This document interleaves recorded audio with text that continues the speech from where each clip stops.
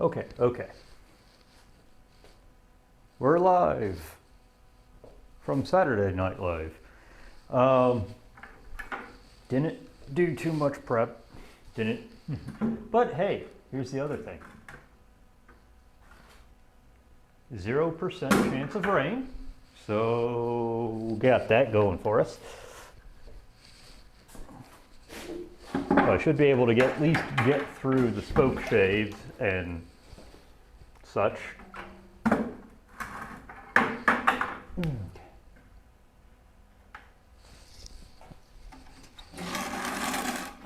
Yes, I know. It's a terrible, terrible looking thing. All right, and then,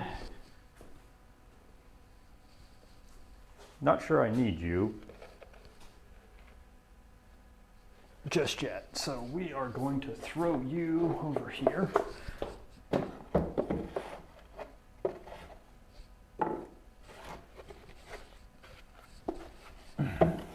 We'll pull you back out when I need you.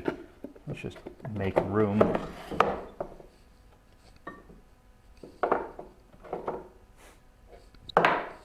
For right now.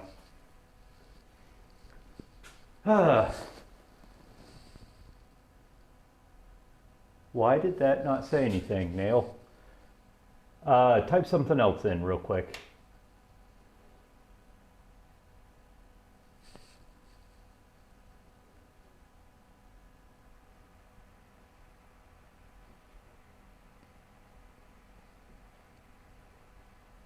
Just waiting to see if I...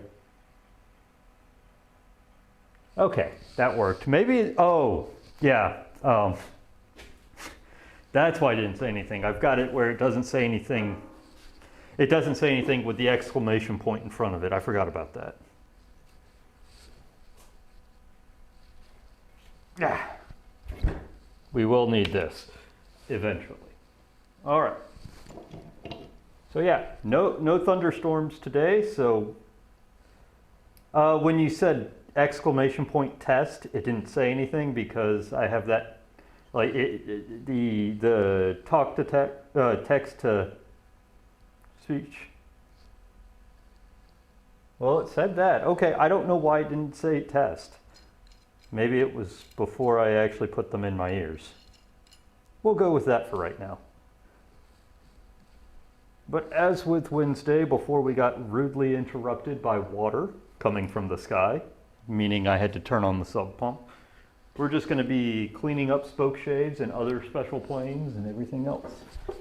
So, throwing them in. Actually, I don't need to throw these in, they're brass. They're not going to have any kind of corrosion on them that's of worth or note.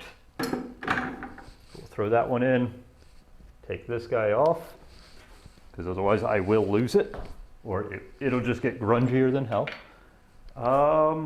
And then, oh yeah, we wanted to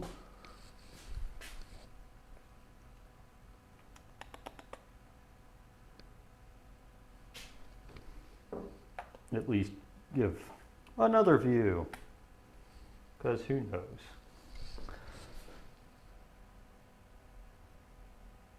Eventually I'll have a command that'll actually do this for me.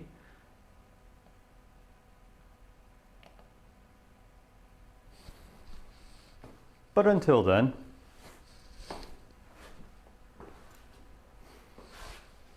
okay.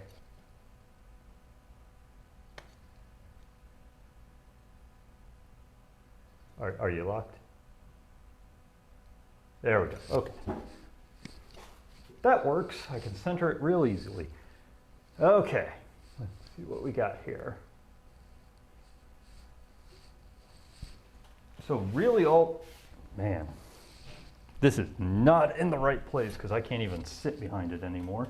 So really all we're doing, like I throw it in vinegar, you can see this nice plethora of rust on the face. These are Spokeshaves. I'm not looking for perfect. I'm just looking to get the rust off of them. So literally you saw me throw it in the vinegar for like 5 seconds. And it's off. This is just a green scrubby that I've been using on all of my tools. It's at this point completely filthy with vinegar and rust. Look at that. And then drop it in the water so that the vinegar gets taken off. Like I said, there's not much on this one, it's just a little bit on the back side.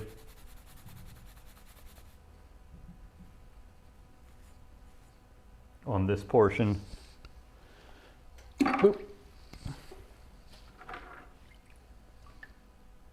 I wouldn't be surprised if this is aluminum and not steel, because there's nothing on this either.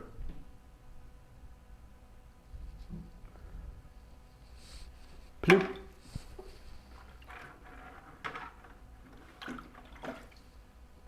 And there's the last of it, this little screw.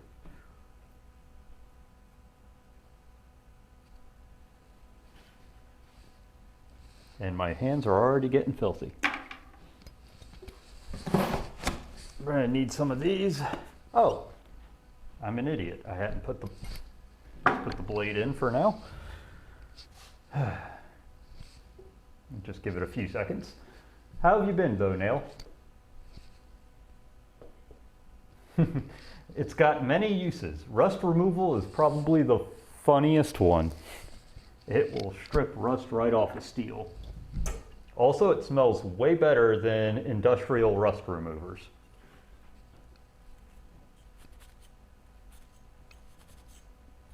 You just have to be careful because it is an acid, so you have to neutralize the stuff after you're done getting the corrosion off.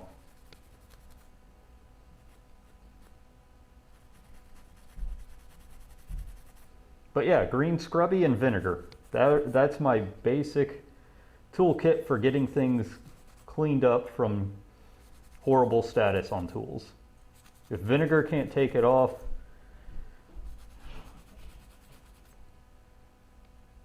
I'm doing okay here. We're getting close to the end of cleaning up all my tools, so we should be able to finally get back to woodworking here. I was thinking it was going to be this week, but definitely not. I've still got a few more tools to conquer. Most of them are just specialty planes. Okay, and that's the rust off the blade.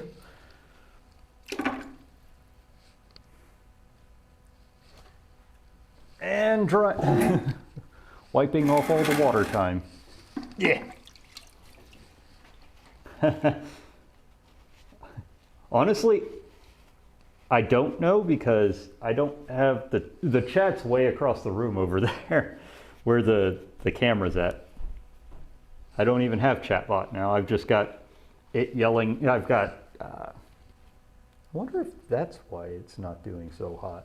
It shouldn't. I didn't. They decided they wanted to take a bath in a flood.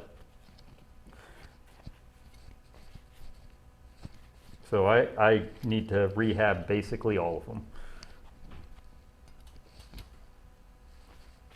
All right, that is that.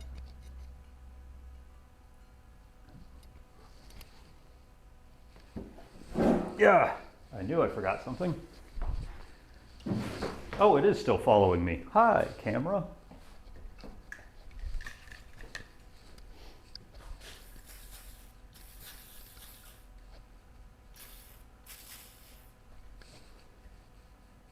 Before you start putting it together, you do want to put some sort of oil.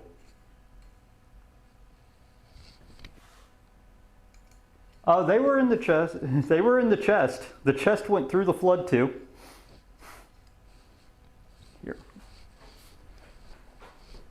I don't know if you can see it, but you know, there's like parts where the paint's gotten chipped off and it's still got a light layer of muddy dirt water on it, but down here you can see some of the blue through it. Let's see, does it?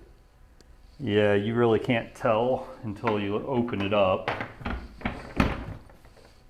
There's some staining marks here, there, and everywhere, but it's, yeah, everything went through. Oh, don't worry about it.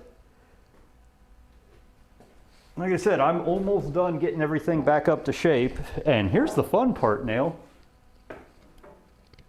These saws are in better shape than they were before the flood.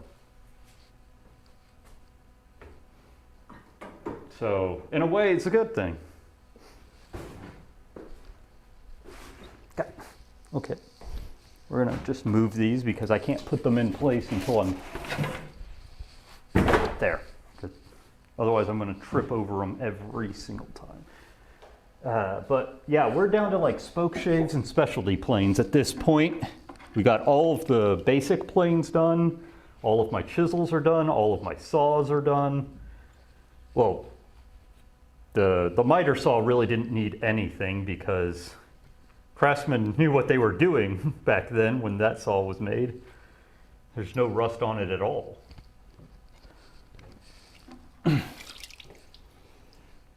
It's got a chrome plating on the blade itself, so like, the most I need to do is set that thing up in a saw vise and sharpen the teeth. Yeah.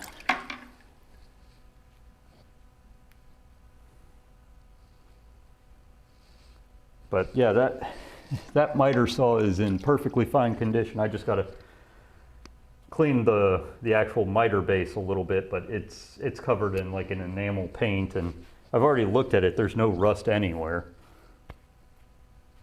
Eventually, when we get back to my saws, we're going to reshape the handles and make them super nice looking.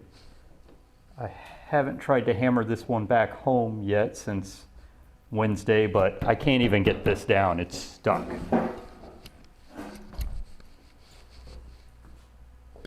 Okay. 2 reasons I'm using WD-40 at the moment. Well, actually, one is you want to oil everything after doing this vinegar trick. 2 is it's a water displacer, so if there's any water still on it, it helps preventing future rust. Okay, so.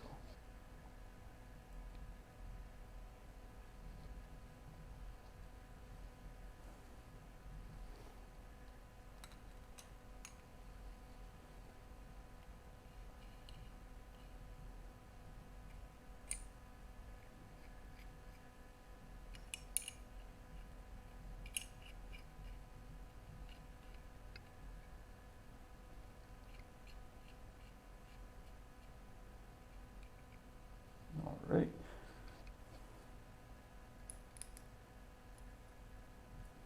But we're going to be getting to really interesting tools here soon. Get back in there. Yes, it is.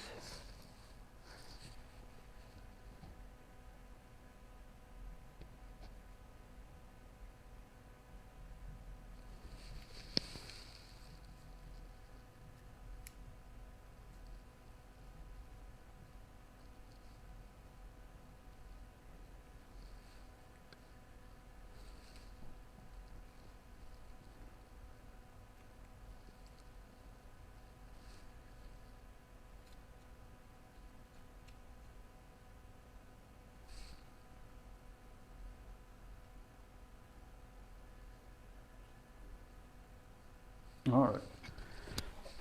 And then the linseed oil beeswax block that when I'm done restoring all the tools, no, it's getting in between. It's slowly making its way there though. Oh, don't worry about it, Mecca. You know I don't care. Nobody watches me anyway. No.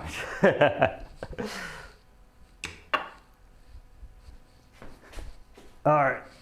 So that is the round bottom spoke shave. I think what we're going to do now, my cabinet scraper, funny thing, the Woodcraft one is gone.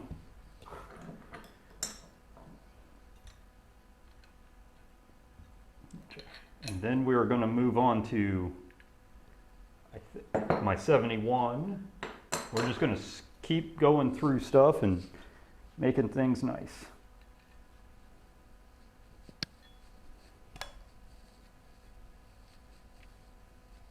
But yeah, so nail, when it did happen, I did, as soon as I could, pulled my, so I pulled all of my tools, my tool case and all that stuff out as soon as the water came down and got them drying, and then just covered them in oil so that cleaning them up so it wouldn't just rust solid. But we are getting somewhere because now we're getting down to cabinet scrapers. We're eventually going to have to take this boy apart, but we're getting somewhere now.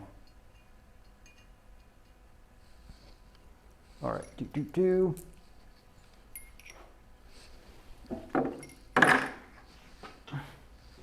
Well, we're going to have to figure out how to stop that then, Mecca. All right, and this is different. I don't have a lot of, I don't have a lot of vinegar in here. So just a little bit of vinegar and scraping with a green scrubby just to get the rust off the bottom of this guy. A little bit of light rubbing where there's Japanning, but the Japanning on this was pretty dang good in the first place, so there's not really a lot of surface rust in cracks on the Japanning, just more or less cleaning dirt off of it at that point. And then we will submerge you. And we're gonna have to do this guy all completely first because he's big enough. I'm sorry. I gotta save something for restorations, even though that's probably not gonna be the Craftsman's Guild challenge. I might have some before pictures though, because it was pretty bad.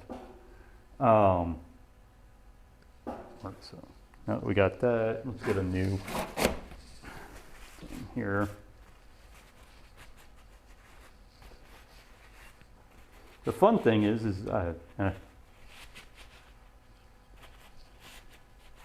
well, and here's the thing, a lot of them are hand tools.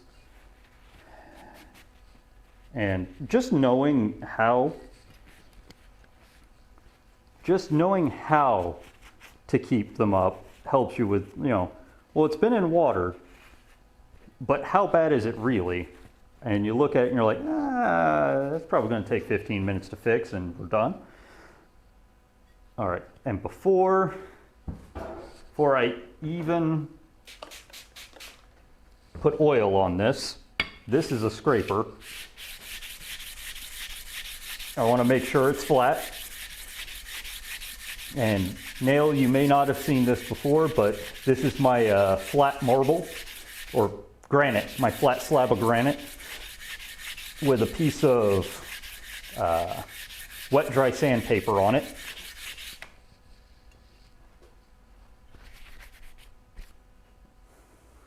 Oh, that is fairly flat. Yes, I can see that, and that's a problem, but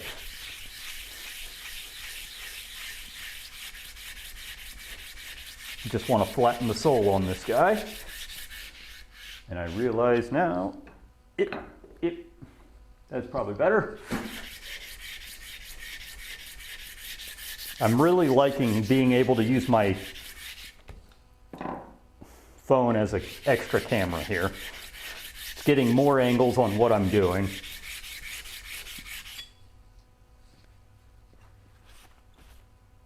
Let's see, that's flat enough for, it's got ammonia in it, so I don't know why I did that. So it helps evaporate off as opposed to water. It's more of a carryover for the diamond plates. I didn't want something that could just sit on the diamond plate and rust it out because there's a steel back on it.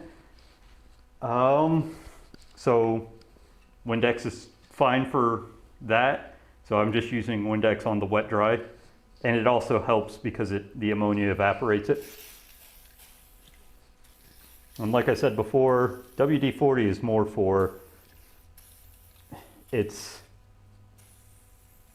you know, WD, water displacer. So it'll help remove some, woo, yay, more gunk. It'll help remove some of that excess water if there's anything left. All right.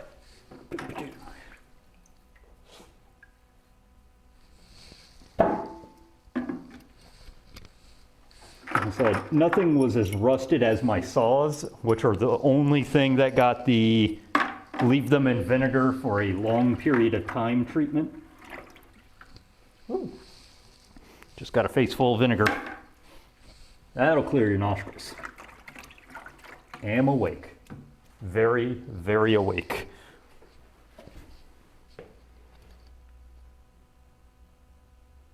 And that's kind of why I did that before I oiled it down. That's why I flattened the base before I start oiling it. Oil comes after you're done.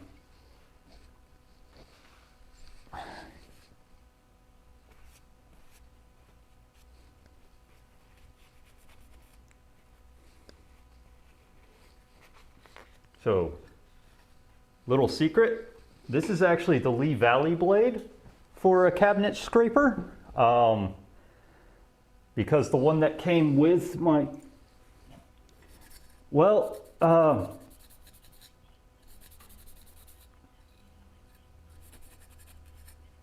yep. Costs way less than evapor rust or any kind of industrial rust remover, and it works better. Yeah, well actually WD-40 is specifically for when I'm doing restoration work like this, where I'm scrubbing off rust, put it in the vinegar, put it in the water, and then WD-40. That's to help keep the water from doing anything further, because the water is corrosive to metal, but it does at least neutralize the acid of vinegar. When I'm done with that, when I am done with that, I switch over to two different things. 3-in-1 oil, you know, just standard everyday 3-in-1 for oiling up, you know, pretty much everything. But on everyday use, I use this block of linseed oil and beeswax to make a more permanent coat, and it's usually for the bottom, for the soles of planes and things like that, because it's more of a lubricant and a preservative. So that, also Randy, thank you for the, Jesus, I'm going insane. Sorry, I forgot to actually acknowledge your existence there, Randy. Let me go check what happened here. So Randy, thanks for the comment. I'm glad, and I actually appreciate that someone else is doing it the old vinegar way, as opposed to just buying industrial solvents. If I might ask, what brought you to the channel here? And you don't have to answer that. Don't worry about it. I'm Wes. This is Plain Old Woodworking. Right now, I'm not doing any woodworking. I'm just restoring tools after a unexpected flooding of my shop. But hopefully within a week or two, we'll be back to woodworking.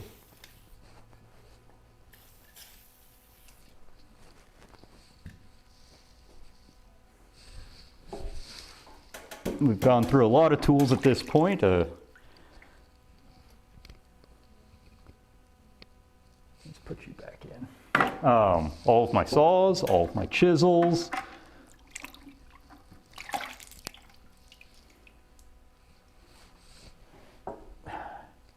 I went out of order with these guys. They were supposed to be scrubbed and then soaked.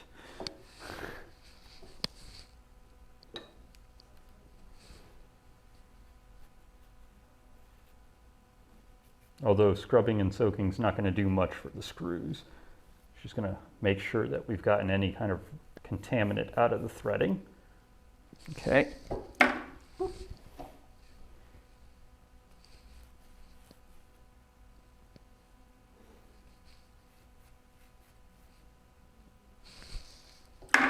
Because I don't try and get the patina off of them. If there's a patina actually saves it.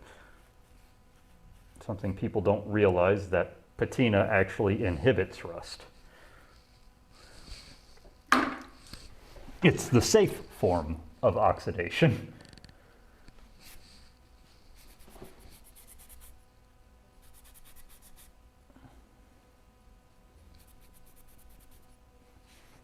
So I just try to get the active rust off and then oil the piss out of everything.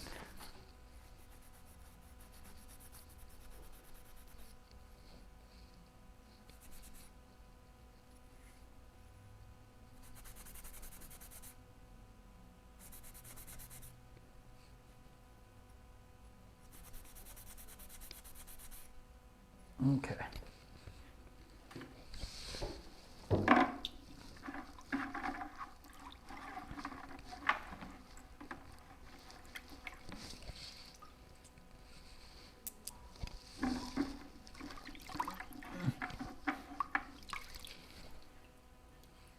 Oh.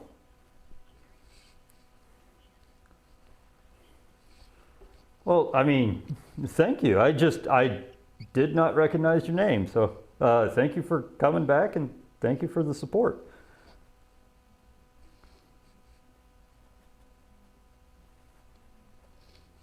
And sorry for not recognizing your name.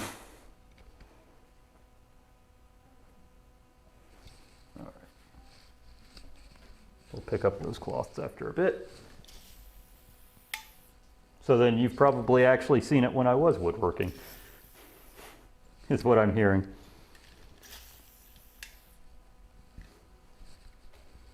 All right, and then the tension bar, or compression bar, or whatever you want to call this thing.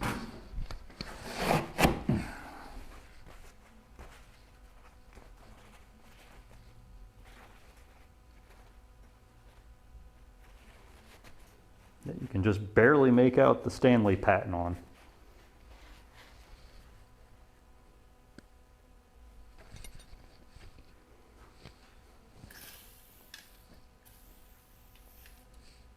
Okay, let that soak in for a bit. Pros.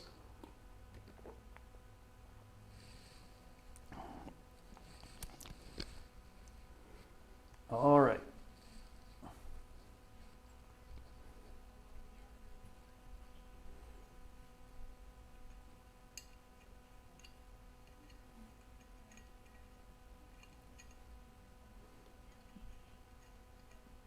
Uh, 80. Stanley 80.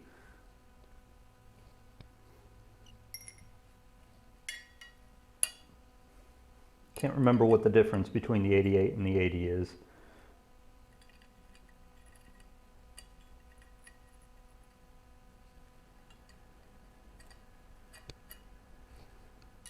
But I know there's a difference.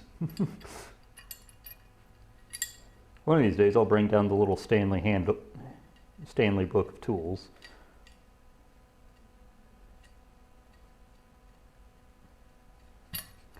All right.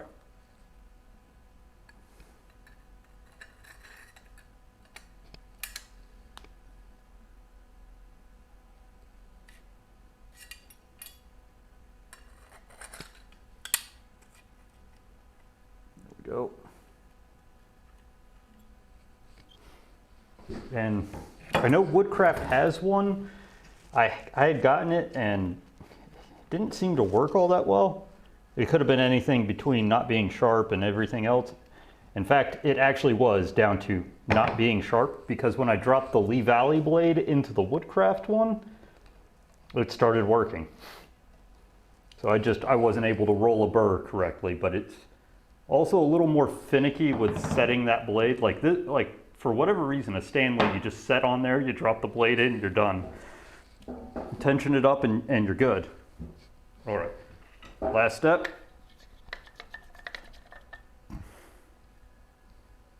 Make sure the sole has a nice, completely coated edge. I'll take the wax off the blade later when we're actually sharpening it.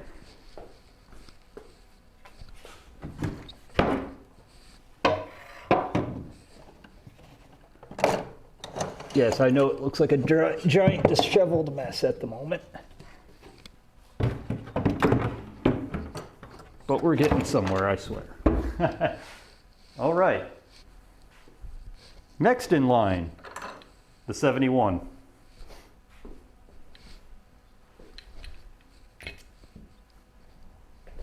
Let me also dig out.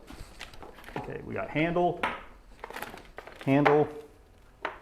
Wait, nope. This goes to where's the handle? Handle.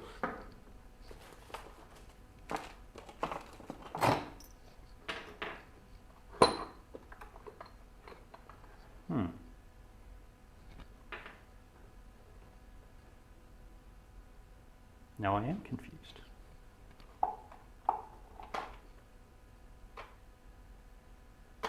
Okay.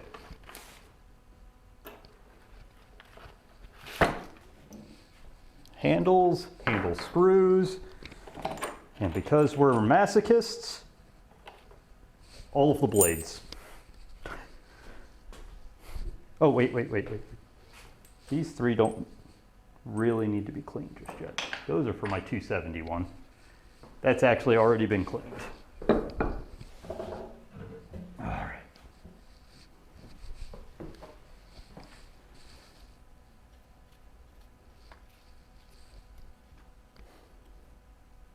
And with me, don't expect amazing before and afters. It's more of maintenance, more and afters.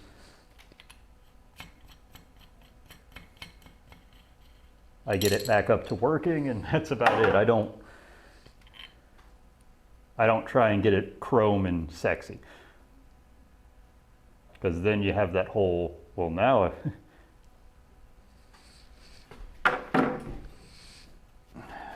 you're gonna take a little bit extra time, aren't you? Yep.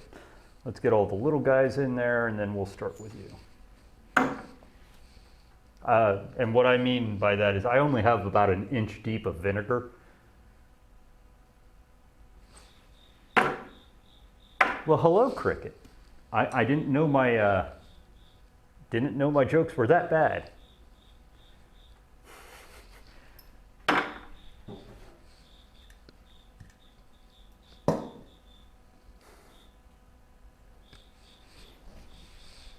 All right.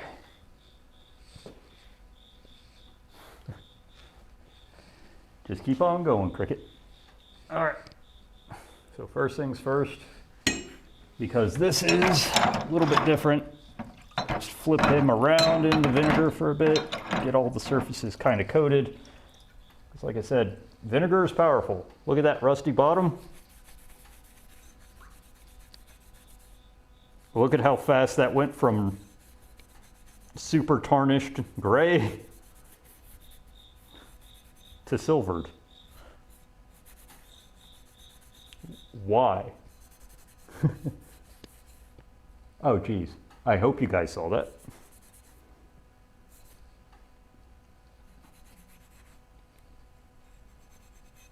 And there shouldn't be that much to do on this because there is a protective coating all over the 71.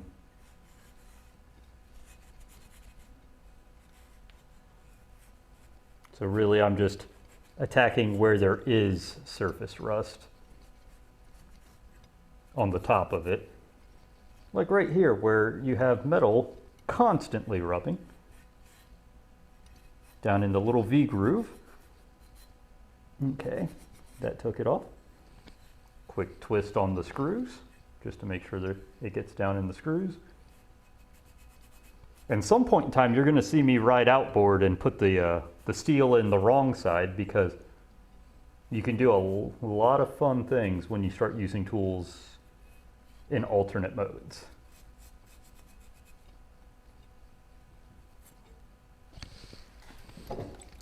Now there is enough water to actually fully submerge that, so that's good. Okay. And most of these tools, most of the 71's attachments still have a good amount of the chroming on it. So cleaning it is wipe the active rust off, you're done. Like this has got a chroming on it. So you can see where there is a little bit of active rust, and then you just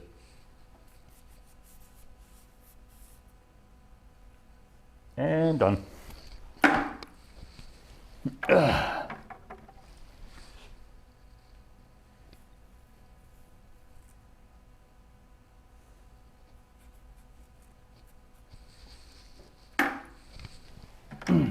But we're actually making some decent progress today.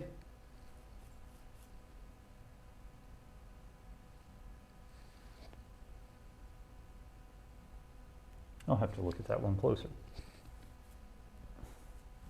because that's not stainless steel.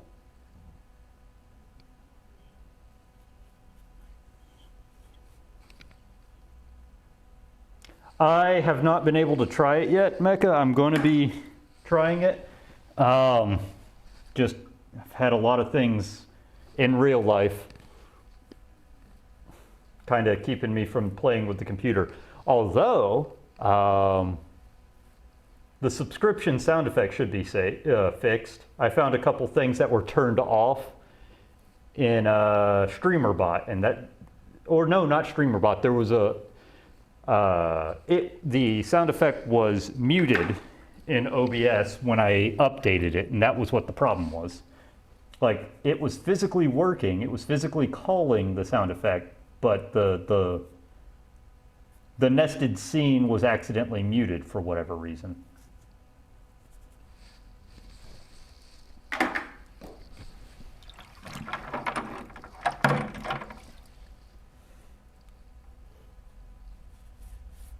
And OBS apparently had an update recently because it's on 28.2.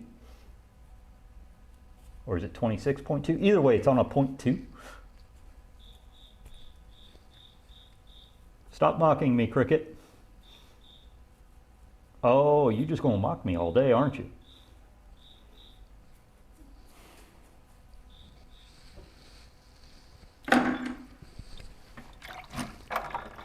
I think we're going to put the Stanley 45 on its own stream, just because that might get intense. You know, taking all the wooden parts off, taking it all apart, putting it together, re-squaring the fence. That one might be its own stream.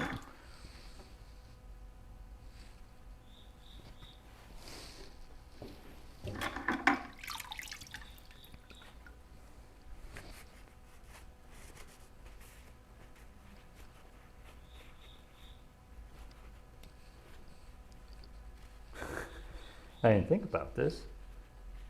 I can't even flatten the bit. Well, I guess I can.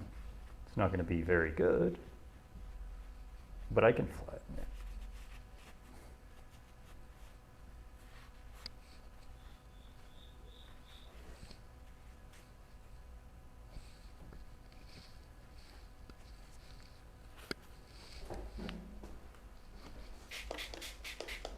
Unlike normal planes, you don't need this one under tension. Ooh, pancakes. Who's making pancakes?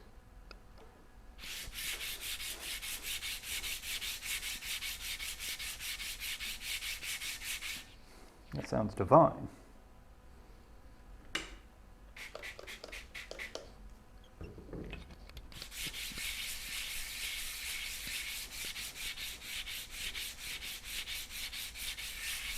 And this also doesn't need to be super flat, but I also don't mind, like, since it's been fully submerged and that's the largest area of exposed tool steel, at least smoothing it out a little bit, getting it nice and shiny, getting some pitting out of it.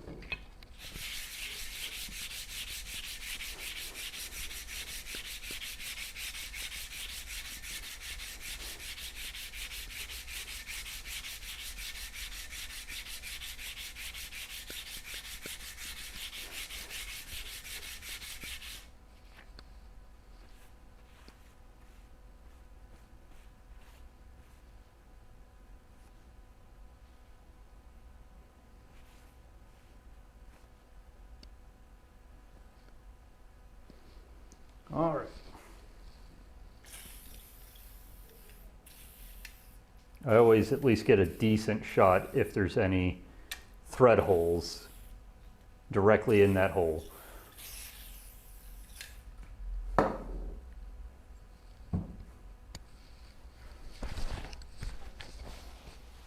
Okay.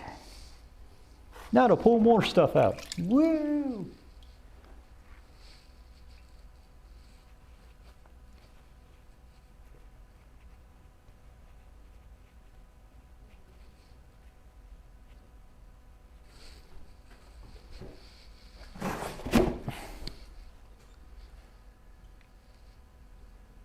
Maybe grab the right thing, Wes.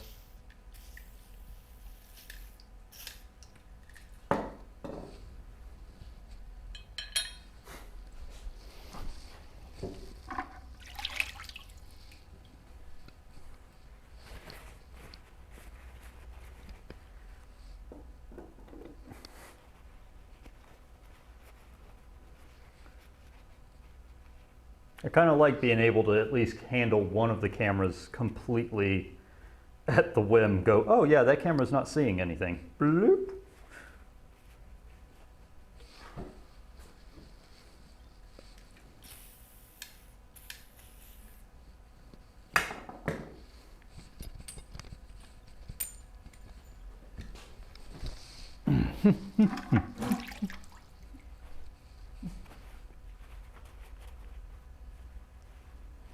It will be nice being able to use my tools again for their intended purpose.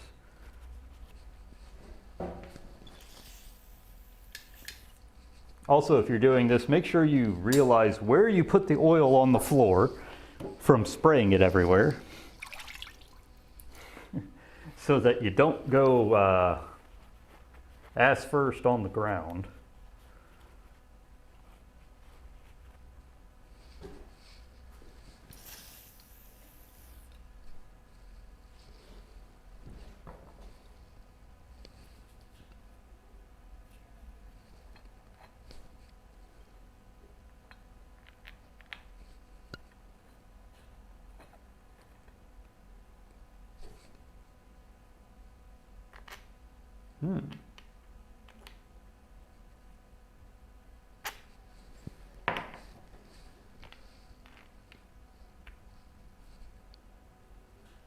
Very interesting indeed.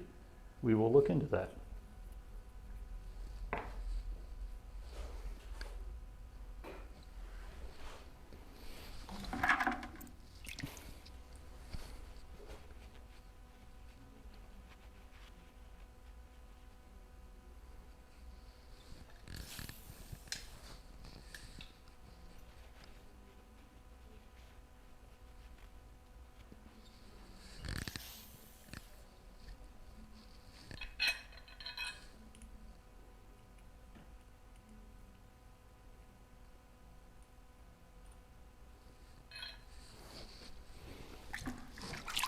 Also, I advocate for like being able to take care of your, like using vintage tools and all that, mostly because getting them up to speed allows you to know exactly how the tool's put together, what could go wrong, all those little things.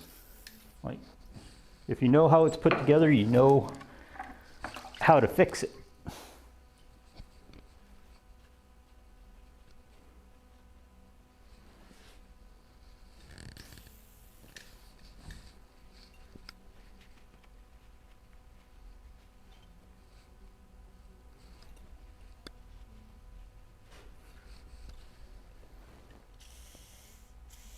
Okay, make sure there's, okay, good. Oh no!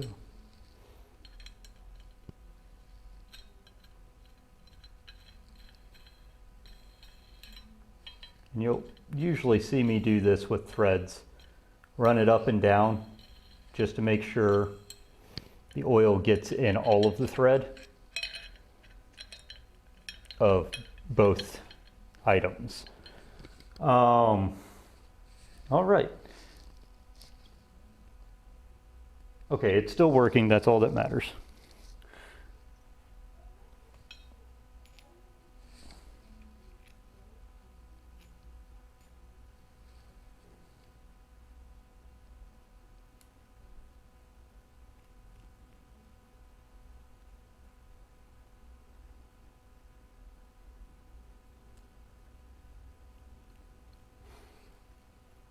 looking at this, you're going to want this one in here.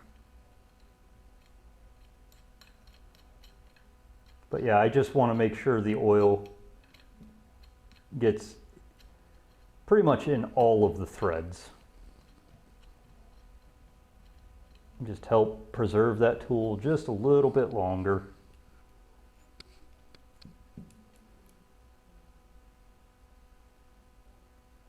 Okay, man.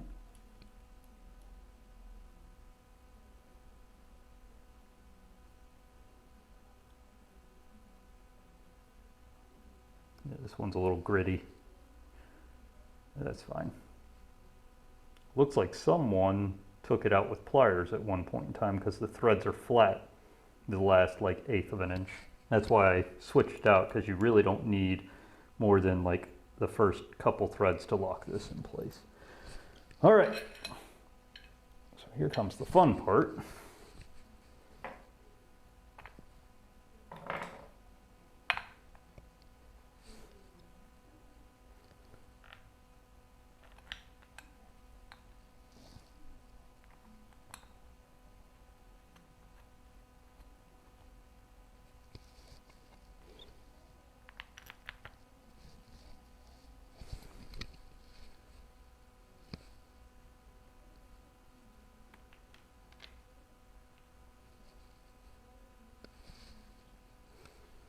Do, do, do, do, do, do, do.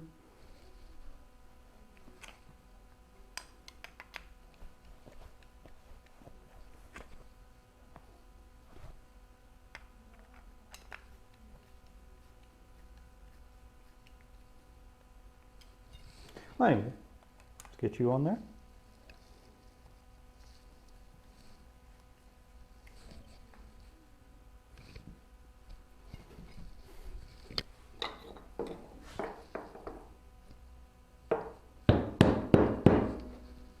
See what's going on here.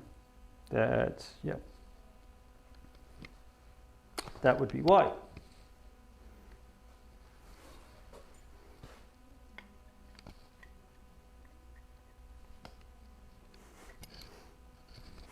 Learn from me, not from what I'm doing, but what I'm doing wrong. Okay, let's see if I can get a punch. Hammer this out. Come on. I need to cut my hair because it doesn't really recognize me.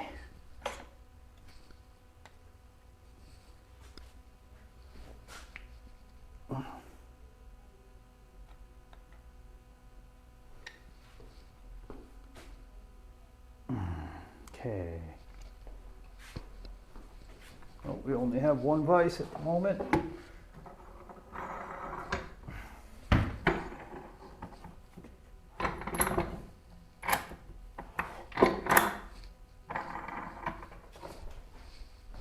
Don't try this at home, kids. Let me grab the other thing because I didn't think to look at the length. I mean, this one fits perfectly. Why is this one?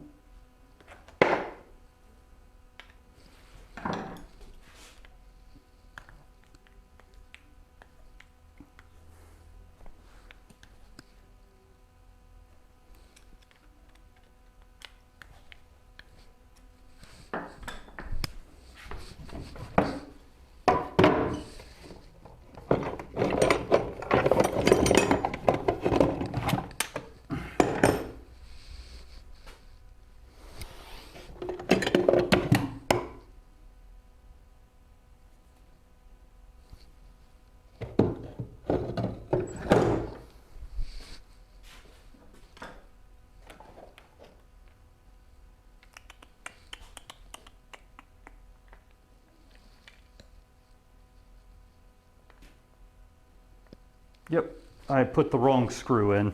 This is the Stanley 45 knob. This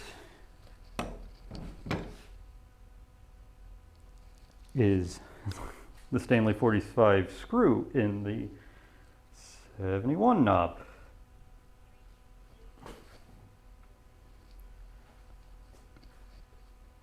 That's all right. That's all right, man. Just a little perturbed. Let's see what we can do here.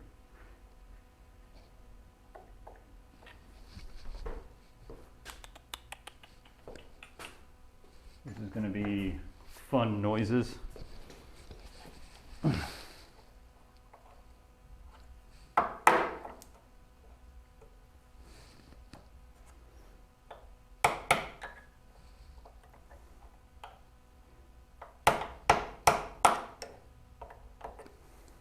Okay, it is coming out good.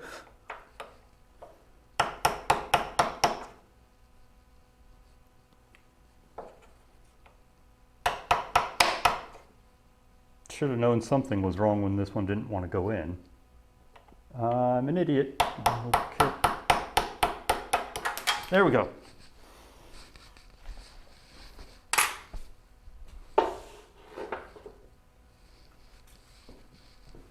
Okay, so this goes with this. There.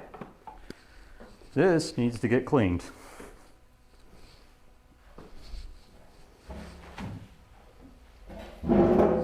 All right, let's just make sure I don't have any. Yeah, see?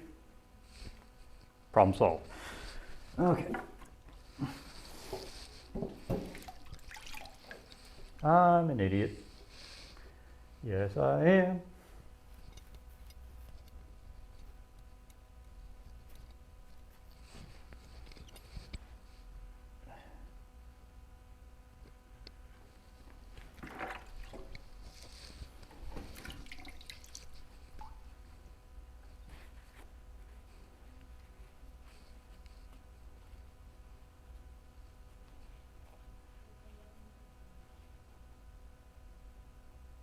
I have this feeling if I sand the top nut, it's going to turn into brass underneath because it looks like it's nickel plated brass.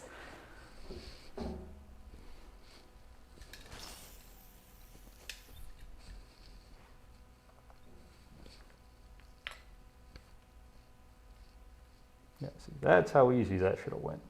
I'm an idiot. Didn't think, this isn't going smoothly. Let's hit it with a hammer.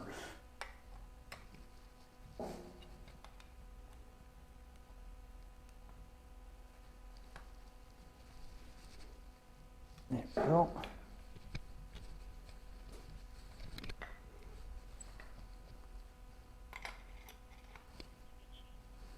Yep. But I mean, like, I can see the plating coming off of these screws, and it's definitely brass underneath.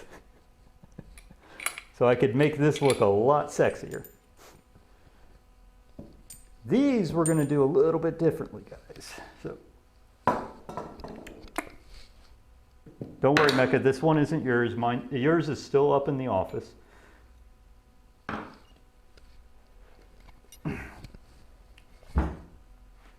Now we're getting the sharpening plates back out.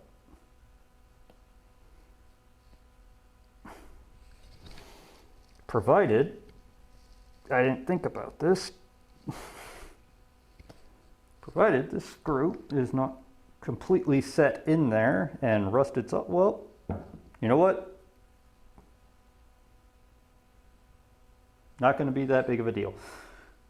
But I literally cannot get this baby out, which means it's probably rusted in there. But then again, I've never tried to get it out, so it could have been rusted in there from the before times, the long, long ago.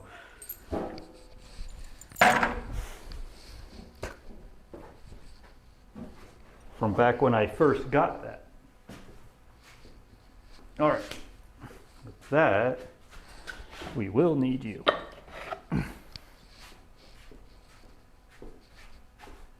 Because we are going to at least touch up the edges on these, because I never do. I should do it while I'm doing this. But yeah, so I guess continuing the conversation, Mecca, I am thinking about building basically the same thing, but out of poplar. And I know poplar's softer, but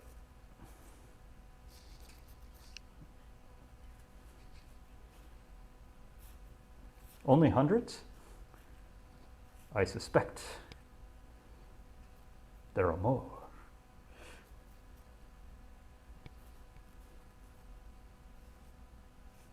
I know it's softer, but I'm kind of wondering if poplar would be a better choice, just because it will dent before my work. I mean, this is yellow pine, so it's not that much harder. It's about twice as hard as poplar. But when you think about that, and then you go to walnut, which is way harder than southern pine. You think about cherry, which is actually about the same as southern pine in hardness. It's one of those, I don't know if I want to make it soft on top just to absorb the blows. And also, I think the big thing is I don't want to build it out of pine again. Yeah. I don't want to build it out of pine again because the southern yellow pine was a pain to plane. It was, for lack of better terms, that's really the reason I don't want to use pine. I mean, you can kind of remember the grain switched a lot on me, and every time you hit spring wood versus winter wood, yeah, I mean, like I said, it was a pain to work with. And as soon as I started working with other woods, I remembered how much I didn't want to use southern yellow pine. Well, it's because southern yellow pine really, like, it doesn't get to a certain latitude. It's everywhere where I grew up. It's longleaf pine. If you give me like an hour and a half, I might be able to.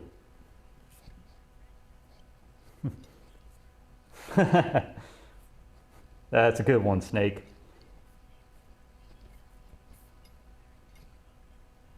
It didn't? 1 second here. A, okay, so there was a redeem. B,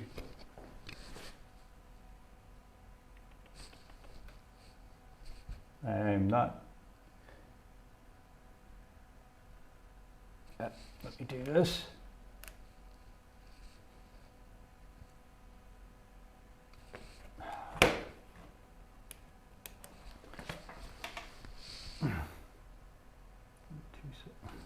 Give me a second. I'll go grab the hat in the meantime, because I don't not trust you. I trust that there was a redeem.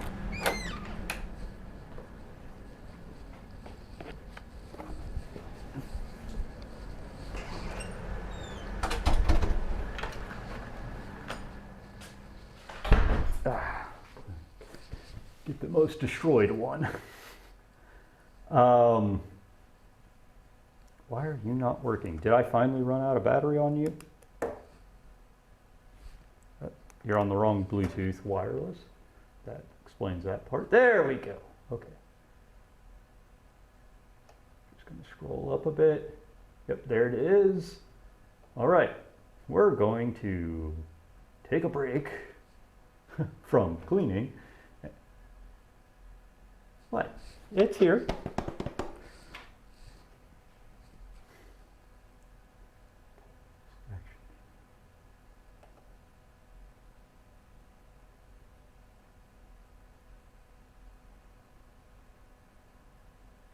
The question is, which portion was broken? No, I didn't want you to. Which portion is broken?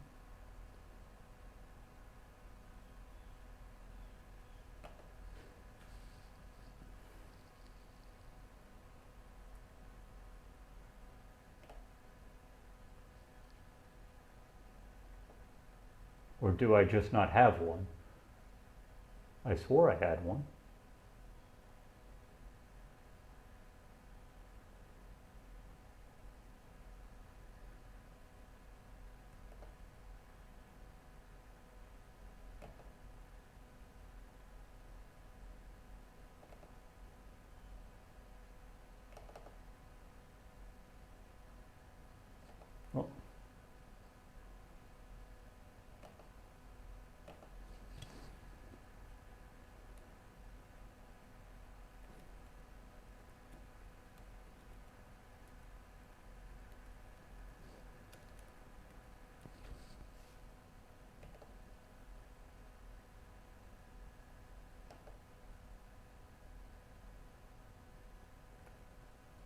Oh, you gotta be kidding me. Okay, that explains a lot.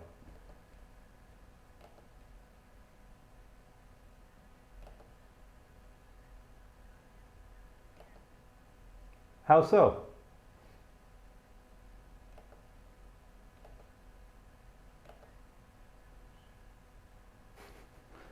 Oh, yeah, that.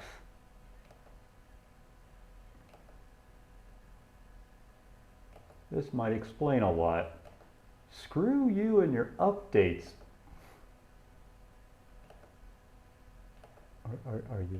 Are all of you enabled?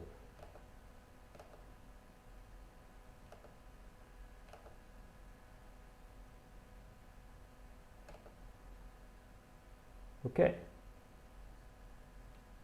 Okay, they're enabled now, so it should work. Should work. Yeah, no, this is just a false spirit.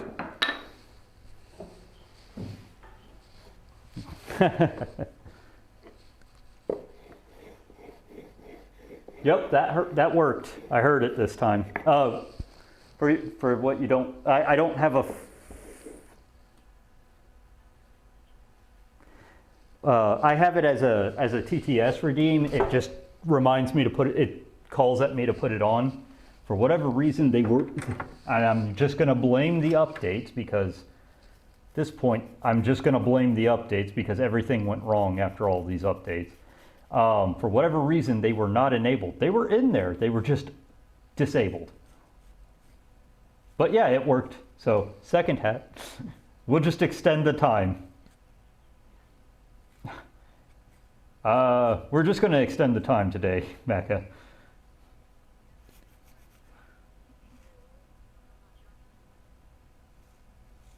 Because this stuff is messy. Okay, I see what you guys are doing. Fine, fine. Let me put this in. Yeah. I guess I should.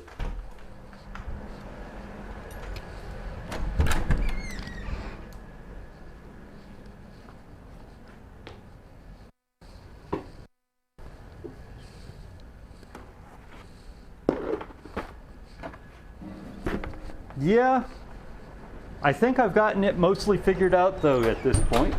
I think I got it mostly figured out. Just weird things that like it turned things off.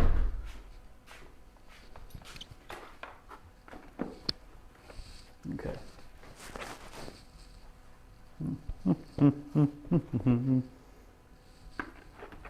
This stuff gets in the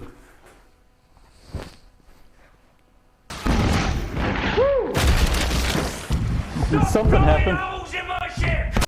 There we go. Thank you for the raid. Let's see who this is.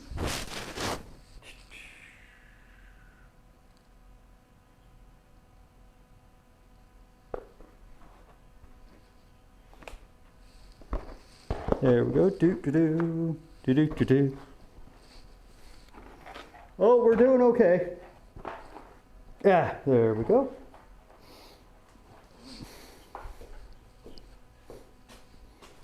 All right, so was it favored grain because it didn't tell me who it was? All right.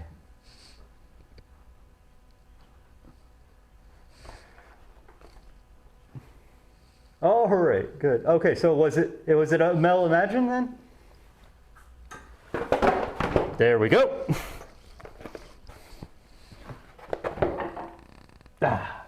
Okay. All right.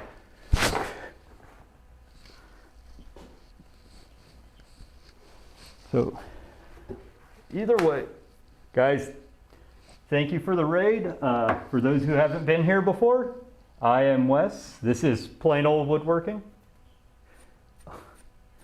I really don't want them in the vinegar.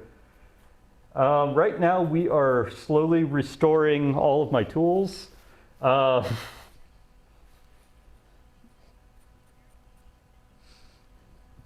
There is that too. I was trying to balance hats. But we are currently still, like, we're at the tail end of cleaning all my tools from the flood. We've made it to specialty planes, and right now what I'm doing is dipping the cutters for my router planes into vinegar. That is my normal rust remover. Just plain old white vinegar, distilled vinegar, for a couple seconds, and then you just take a green scrubby and the vinegar and that combination just takes it right off. And then once I'm done with that, I drop it in a bucket of water to soak the vinegar off, lift the vinegar off, because it is an acid. Well, it works better than everything else in my mind.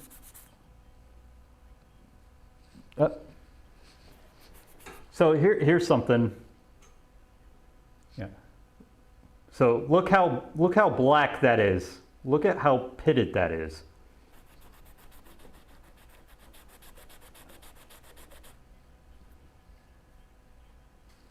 And then look how that's just cleaning up. All that was like 10 seconds of vinegar and some rubbing with a green scrubby.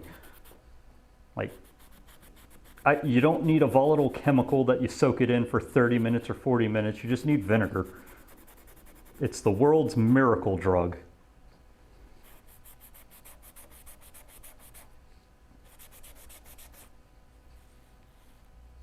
Cleans, it screams.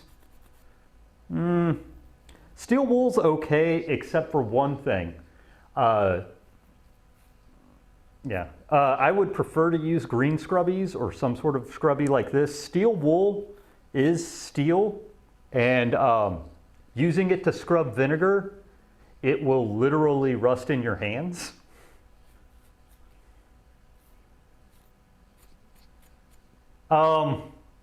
It's not really. It's just,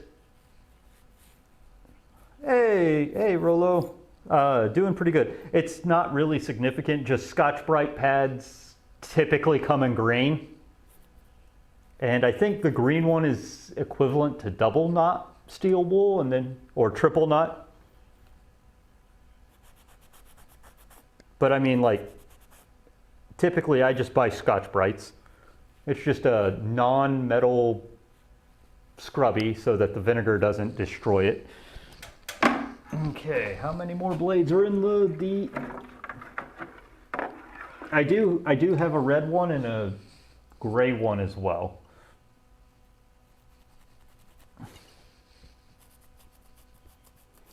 Oh, we are moving on to new planes, to the exotic planes for cleaning up for the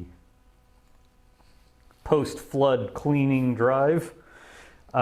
We are literally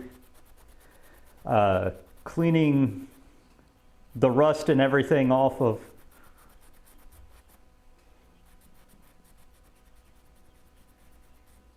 Why?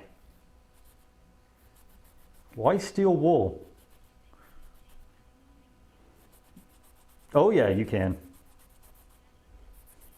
You can definitely make a nice stain.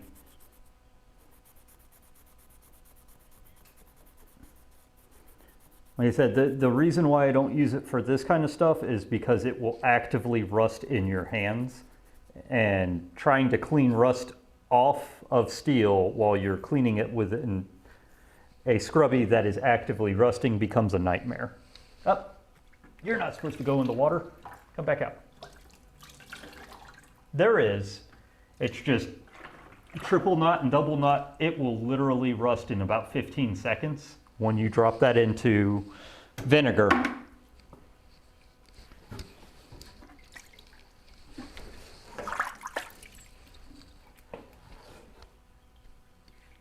Oh yes it is. I wish I still had my soldering iron.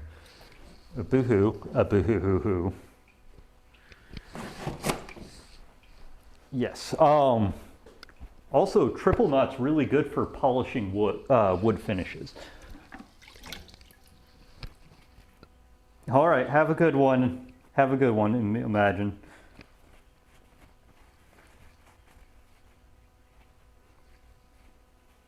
show off. Cat, you just showing off over there. Okay. What? You didn't just replace the tip?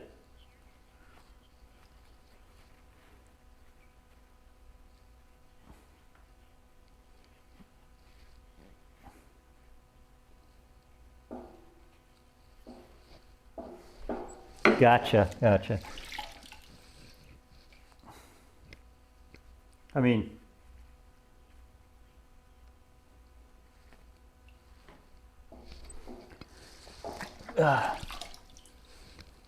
yeah, the different shapes is the big one.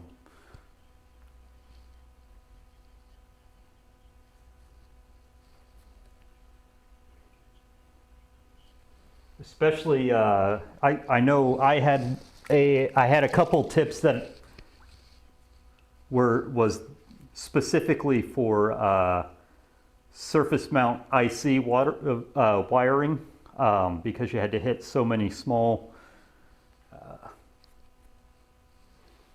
leads all at once and not get them hit.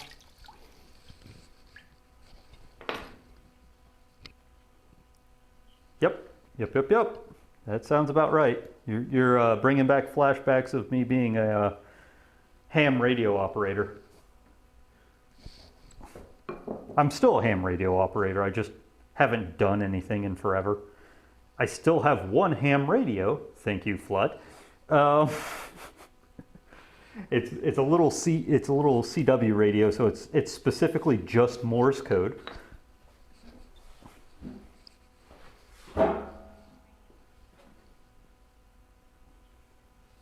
Mine's not digital. There's a possibility for that, Mecca. But no, yeah, mine's not digital. I actually built my radio. The one that's left, I built that one. It's a MFJ Cub. All right.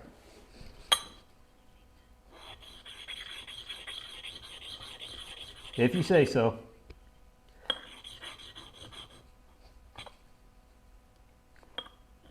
So with these bits, believe it or not, you don't do a double bevel. You just flatten the bottom, and then you just bring it to that edge.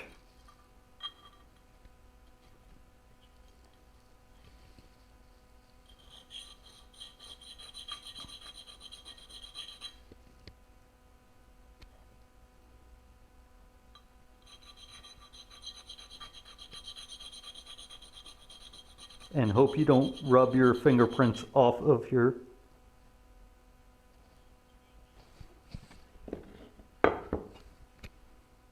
because I wanted to build it. And also because I wanted to understand it so I could fix it. So something about the MFJ Cub is it is notorious for drift. It notoriously drifts. So I put in... I installed a little unit. Believe it or not, it's actually all inside that little MFJ case, but a little unit to help lock the drift, so I don't have trouble with it anymore.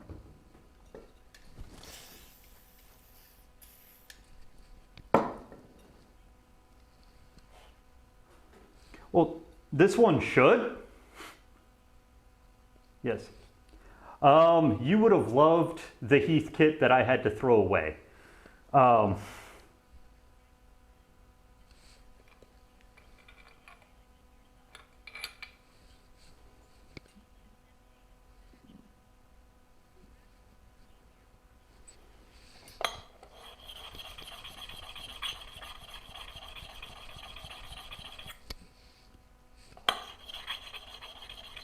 if you notice, I don't really run the ranks all the way up. Yes, I have a spear point as well, Mecca, right here.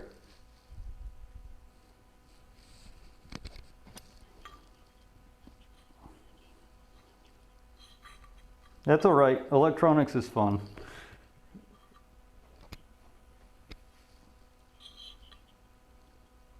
I might end up doing that. I like the fact that Veritas, their bits are compatible with a 71. Big fat ugly bug faced baby eating O'Brien? Who do we got following? Aye. SBG, thank you for the follow.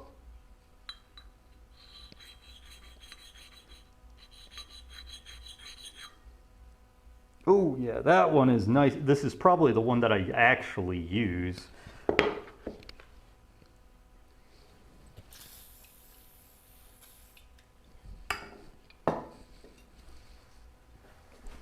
Oh, yeah, no, yeah, there's a brass wool insert you can get. I know mine had it. Let me double check and make sure. SBG, okay, so yeah, I did say it right. Thank you for the follow there, SBG. Hope you tune in more, and especially when we get to actual woodworking and not tool maintenance. I'm estimating hopefully just a week longer, but then again, if you tuned in last week, I was estimating a week longer. If you tuned in the week before that, I was estimating a week longer, if you get the idea.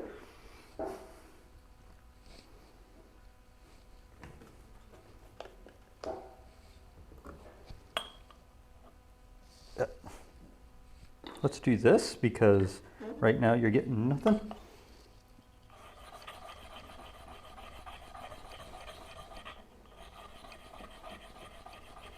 It really is, yeah. I'm not an acquire kind of person, and well, Mecca could probably yell at me and say, of course you are, but I'm not acquire as in like, let's say Bad Dad level acquire, where he's got probably every plane known into existence. I just buy the stuff that I think I'm gonna need and use them as fast as I can because I want the tools that I want to be. Yep, they can be. Let's see what we got here. A little bit more. That's why this one never cut. So for those who are wondering, this is my other 1/2 inch bit. This one I almost never use because it didn't cut very well. It's going to be cutting good now. Yeah, and I don't want to overfill my tool chest much more than it already is.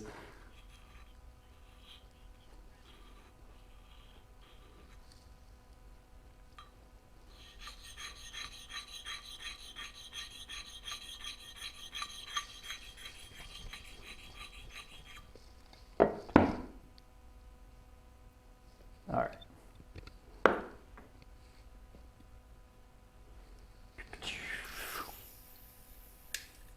Woo-hoo. All right.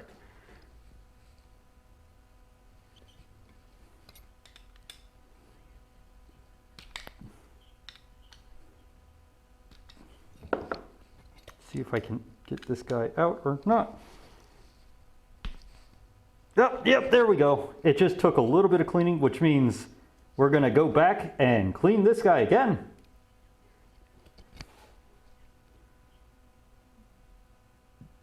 No, did not know that. All right, we're going to throw this guy back in the vinegar because we got that thing unjammed. So I can give it the full cleaning and I can sharpen it the correct way with just the blade because that's the one that comes apart. That's my diamond tip.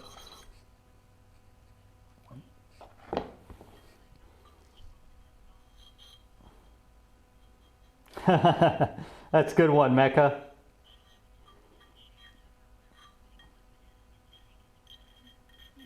Okay, that's, wow.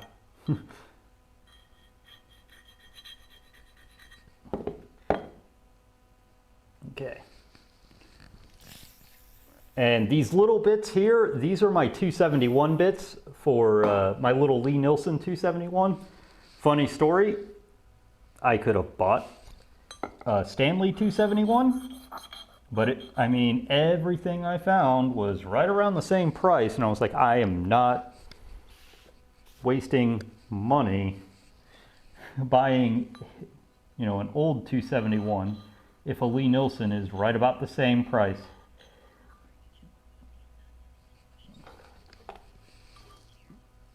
Those are very useful. Very useful.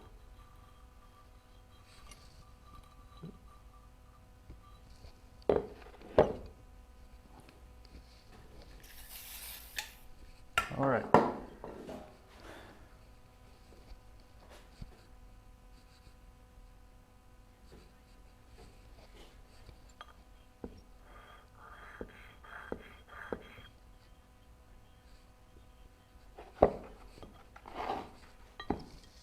And that is?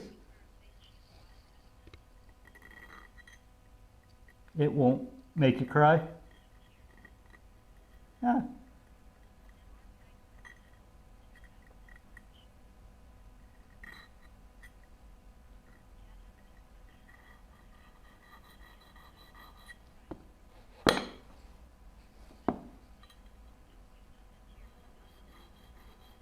You need blood. Blood, sweat, and tears.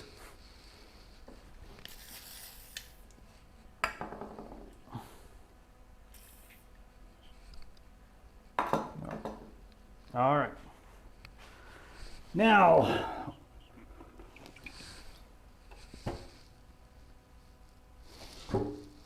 that's what I thought. There's a lot of rust in there.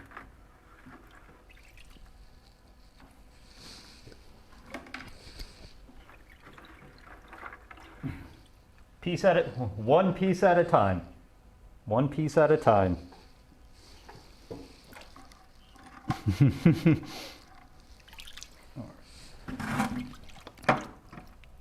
All right.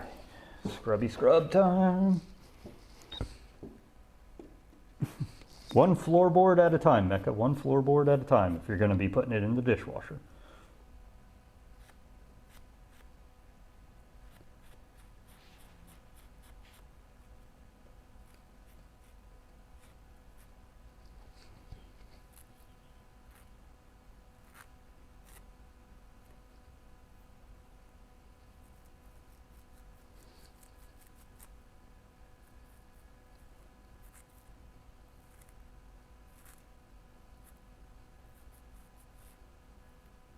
Okay, the active rust is off of that.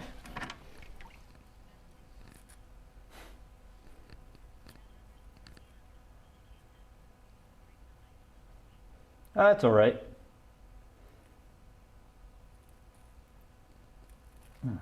Okay, there we go. Getting all that active rust out of the spear point so that it will not jam up again. I think it actually was rusted when I got it, because I don't remember ever being able to take it off, but it was still sharp. All right. You're too wet.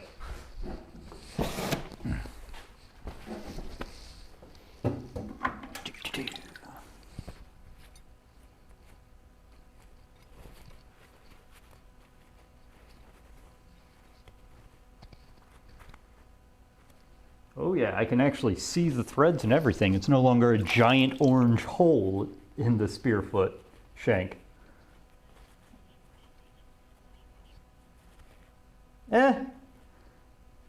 You could still try it. You could still try putting every floorboard in a dishwasher.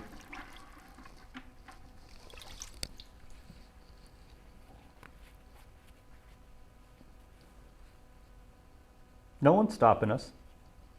Okay. So what we're going to do now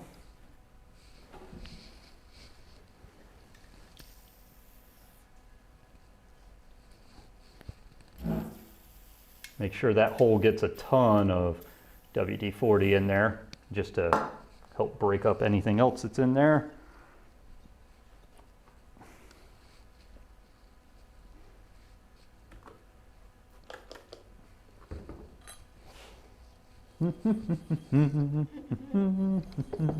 So yeah, the spear points are nice and easy to do because you just take the bottom off, provided it's not rusted in, and just go right to town.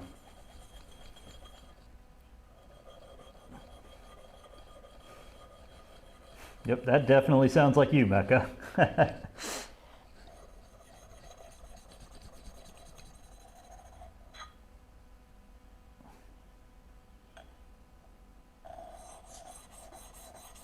I mean, this is basically the foot that I use all the time anyways on my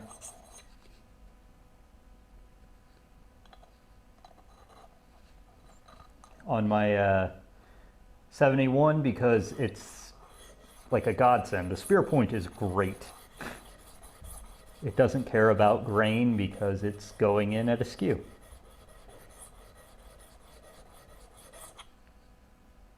Ooh yeah, that'll cut pretty much anyone.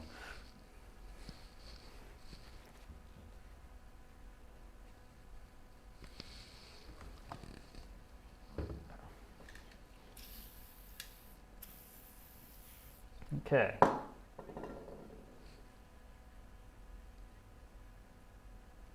Yeah, I mean, if you really want to,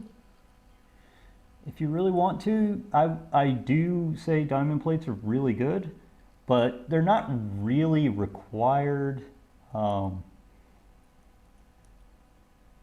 be able to do sharpening. I really should do a stream where I sharpen something on one waterstone. And when I say waterstone, I'm not even talking Norton's. I'm talking about just a stone out of the ground and using water. Okay, let's see if I can get you together. So you don't have to have this whole fancy setup. You have that and a piece of leather and you're done.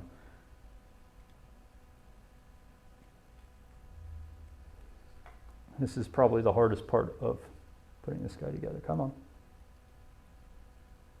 There we go. There we go. Now you're sitting correct.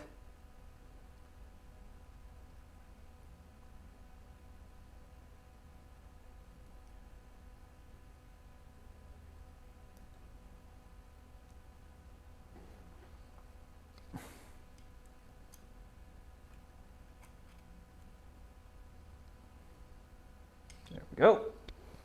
It's got a bunch of WD-40 sitting in the threads too, so it should never really have that problem again.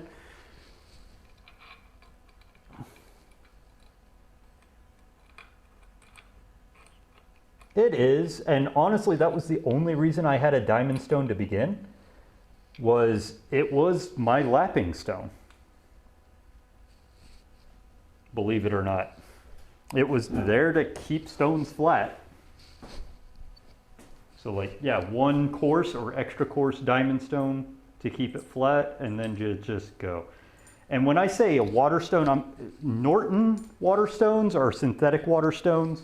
They actually wear down way faster than a natural water stone. Natural water stones wear down something akin to like an oil stone. They actually take a good amount of time to wear down.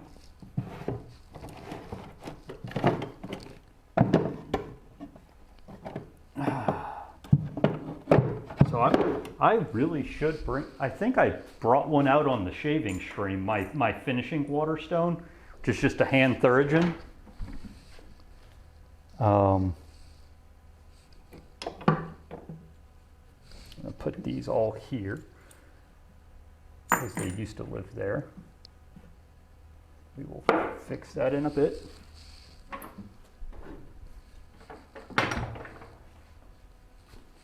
Right, what time is it? Oh, it's getting close to noon. You do have to flatten them more often than an Archie or an oil stone, but you don't have to flatten them quite as much as you think, is the thing. Now, Nortons are a different thing. Like I said, they're synthetic. They're there to create a paste and go. And I do have Nortons. I learned how to sharpen razors on Nortons.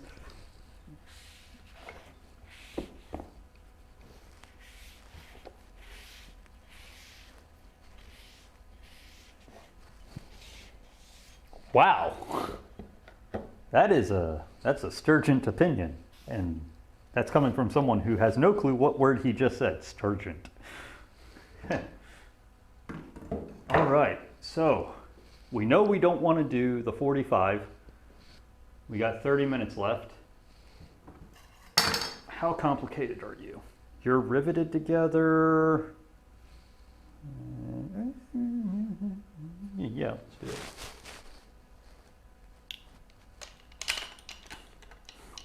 Why not? Let's do the compass plane.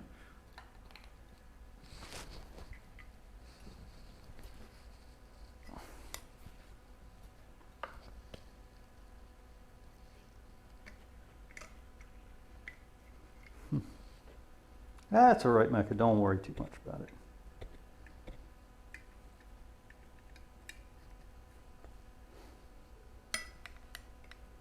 How the absolute hell? Where's my where's my little boy? How the absolute hell?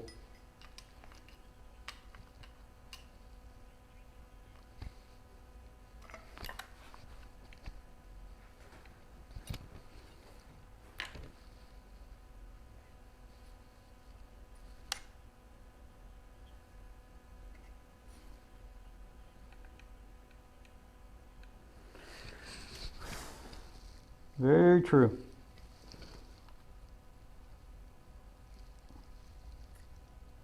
How the hell are you actually supposed to?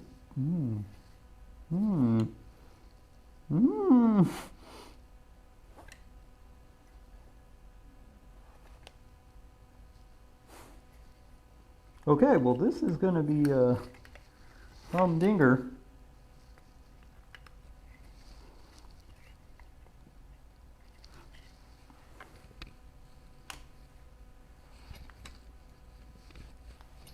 Are you supposed to take the, okay. I actually wonder if that's what you're supposed, let's try it. It's not like I'm going to cry too much, just a lot.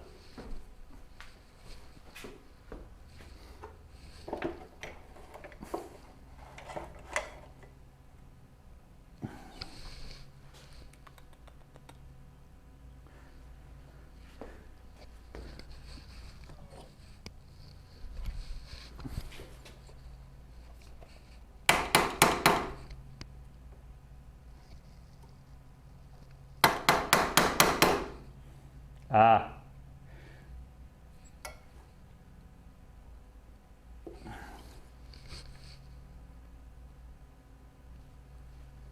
Sorry, I'm just trying to figure this out at the moment because I can't take the frog out until I take the soul off.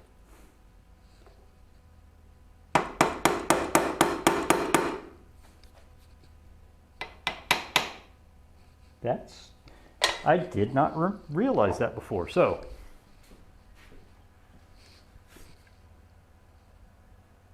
I can't. Literally cannot get to the screw that is right here because this is in the way.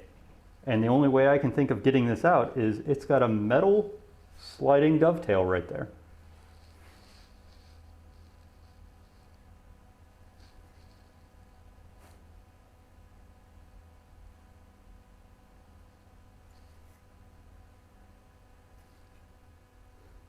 Like I physically cannot get.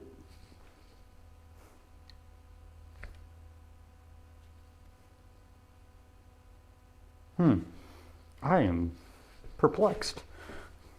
Has anyone got a ratchet screwdriver that's got like, you know, like a bendable tip?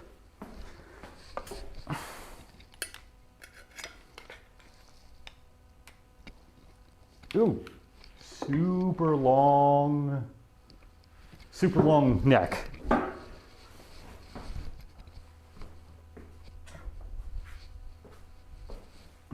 Super long neck.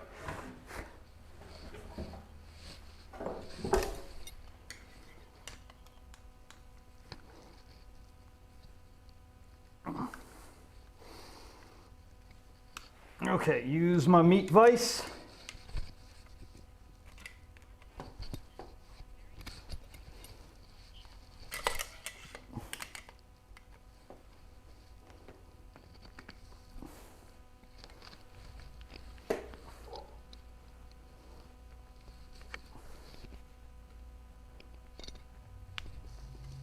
Okay, well, other thing,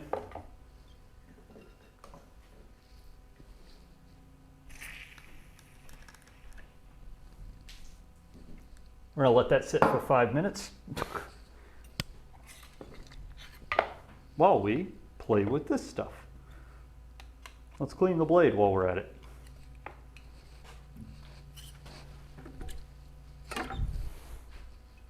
Might as well clean this while I'm at it, because I got it off. Or at least start them sitting in the fun.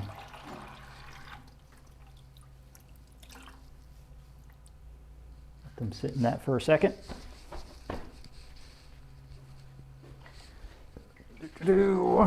Back in the meat vise.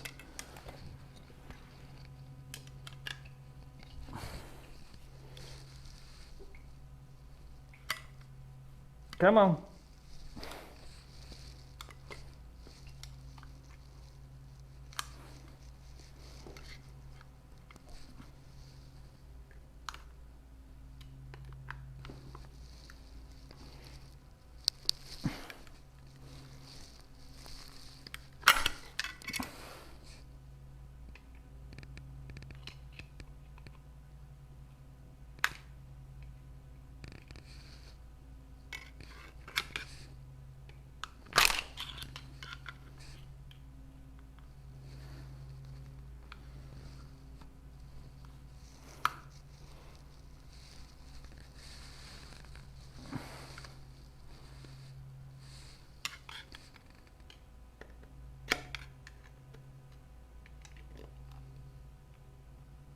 Okay, just let that soak in then. Fine.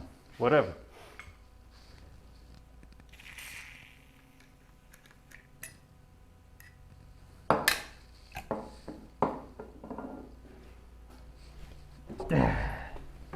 Let me clean this part.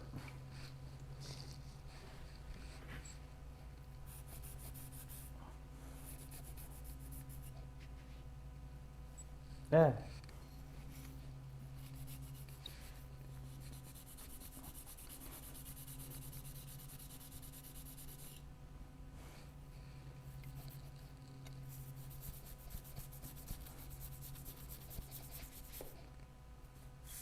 Sometimes you just got to let the oil do its work. Penetrate in there and kill some of the rust. I can definitely at least get a good handle on it with that long neck screwdriver. Vinegar is just burning the back of my nose hairs.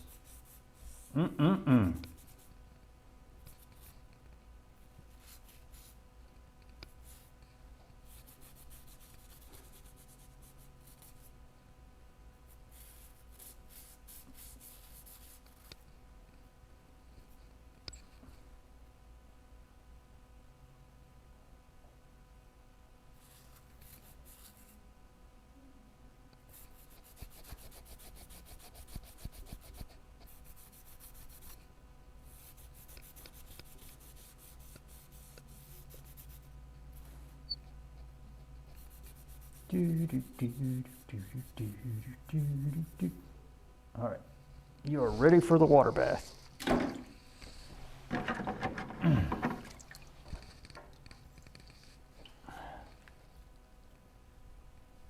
Oh, this guy's grody.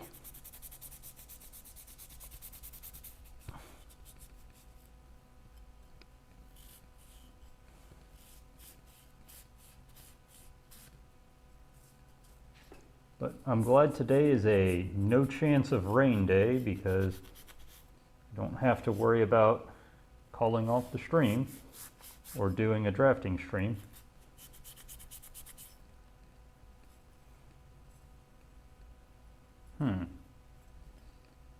That concerns me. Oh, there's a flat edge up here. Okay. Still concerns me.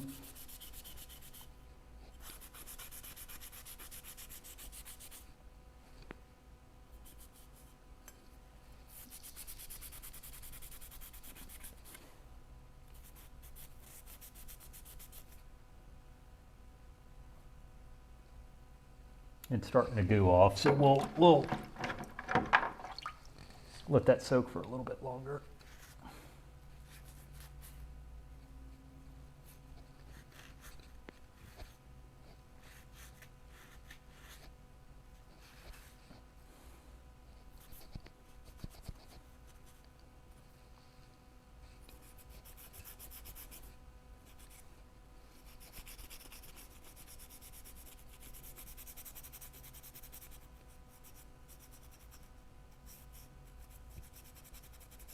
Do-do-do-do. Do-do-do-do-do-do-do-do-do-do. Do-do-do-do-do-do-do.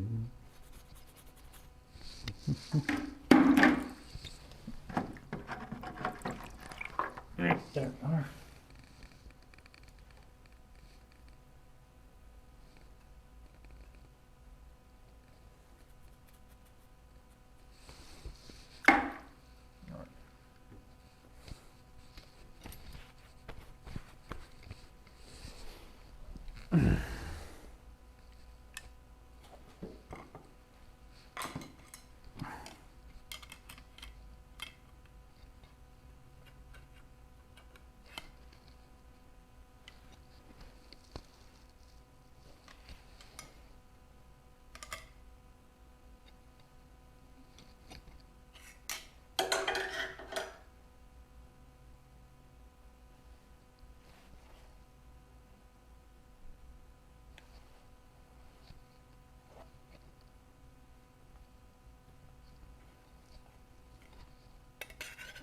I just want to be able to clean you.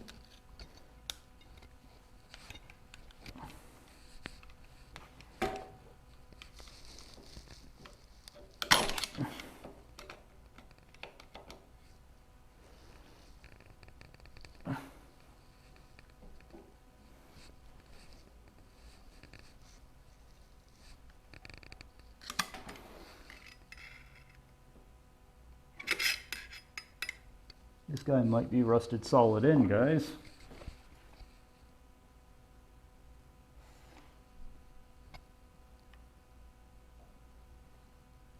But I mean, in all reality,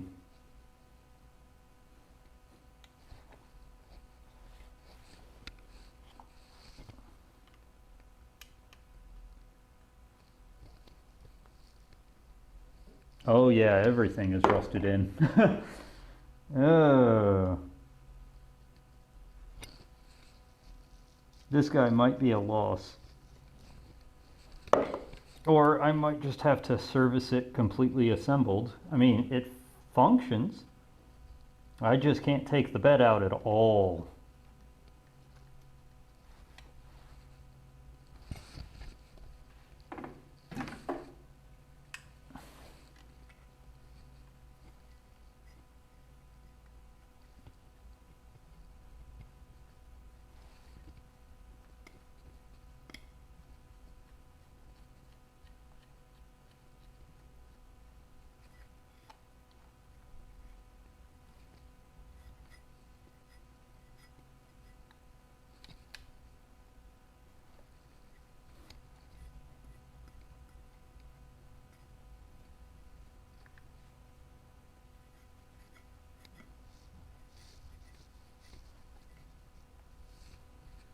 Okay, let's see what we got here, guys.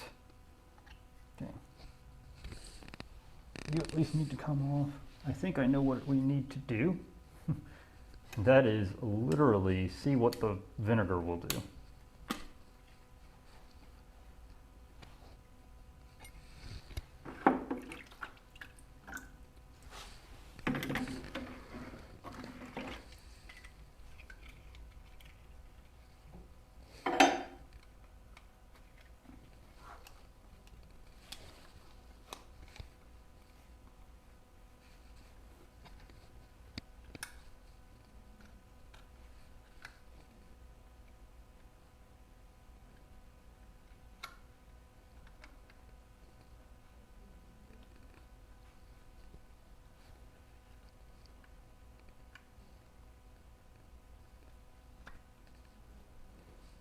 If the compass plane is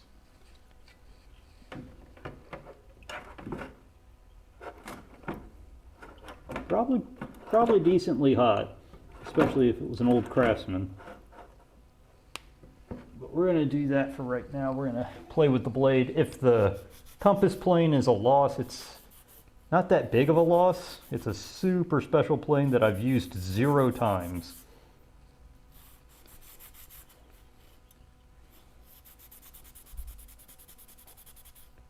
The plane or for heating a screwdriver, because you can do that with a torch, just like a butane torch. You just really should protect your hands. Yep, there we go. The goop is coming off of this guy. See? It used to be black, now it's getting white. Or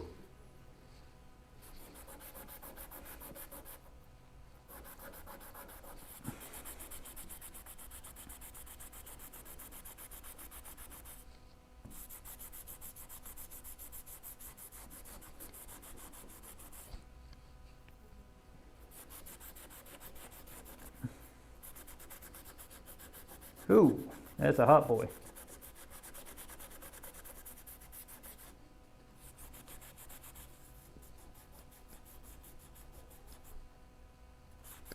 All right.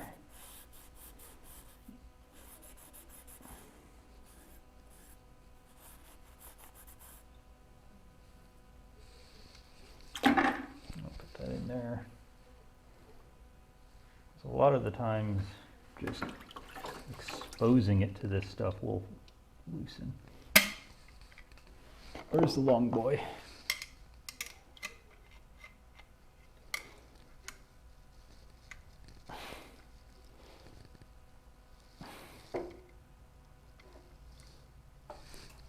Meat clamp.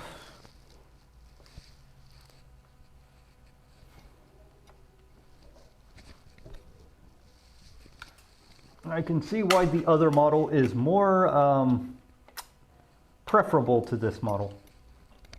Why the newer model of compass planes was kind of just took over and took this one out now. They didn't have this problem.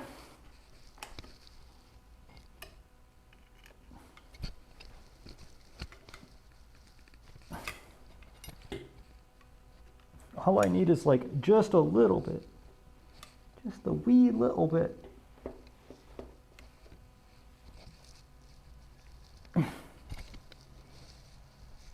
Okay, I can't even get this thing to budge. It is rusty.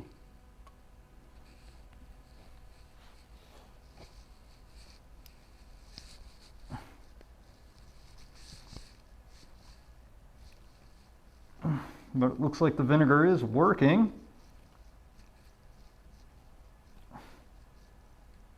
Because I was able to get something loose because of it.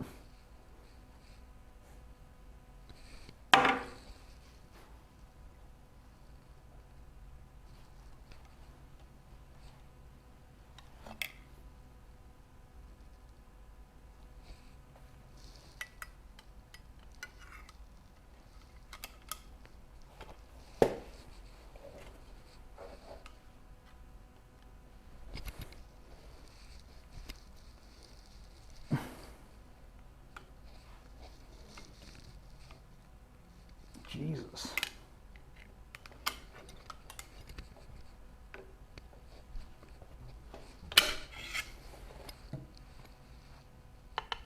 Still wonder if, like, I literally do need to take this bottom sole plate off. I think that's literally the key. Like, you are literally supposed to remove it that way.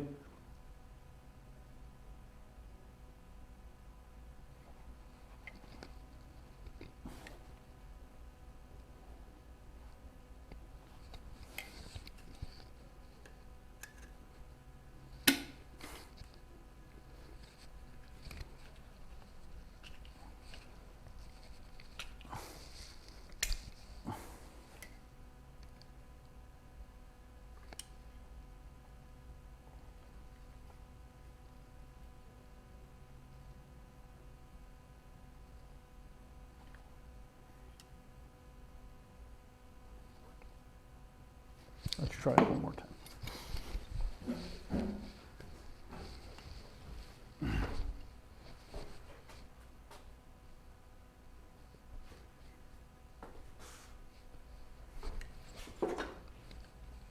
Yes, I know, I am abusing the piss out of this plane at this point. Yep. Oh, ho, ho, ho. Do you see it?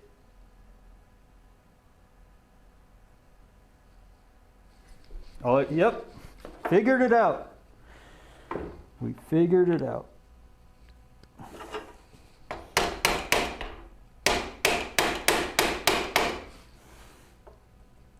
That's what I thought we had to do. A violent beating. It is not. It is just a sliding dovetail. Just a slider. It doesn't go, you can't move it left and right. Yes, or maybe, I don't know. It is not a tapered sliding dovetail though. It is just a dovetail. Just a slider.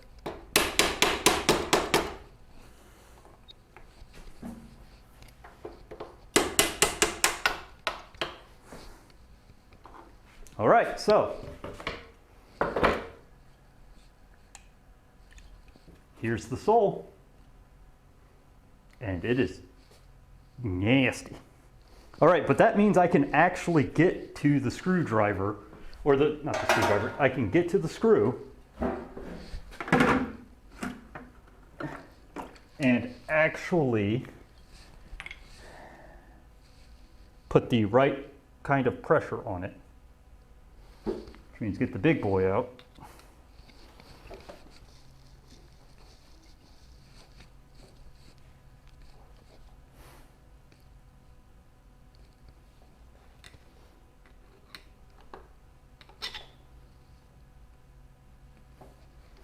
But since the rust-begone agent of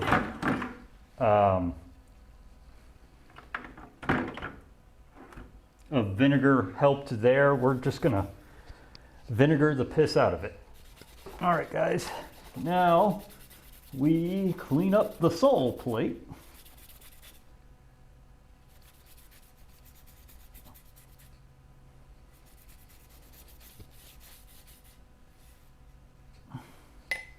Including this grody, grungy looking portion.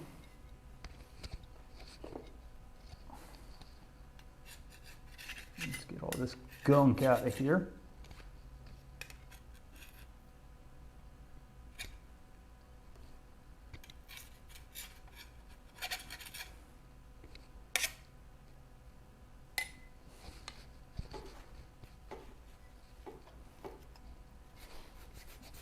See what we can do here. See if we can make this look a little prettier than it were. I.e. at least take off what looks like active rust. Sorry. There we go. Is that better? There we go. Yeah, and it is coming off, which is good. Because that used to be just bright red.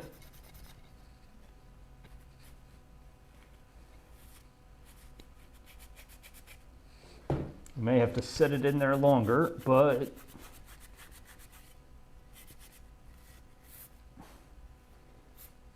if anything, it's definitely cleaner than it were.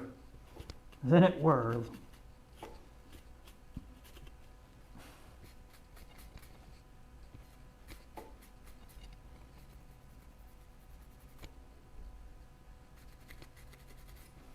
this is one that's going to need a little more soaking.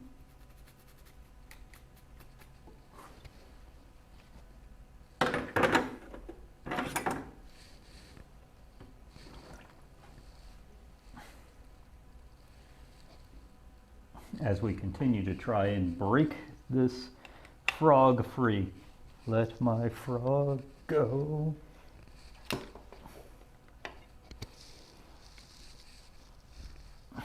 And I know for a fact it wasn't rusted in there before, because I was able to get it out one time when I first got it.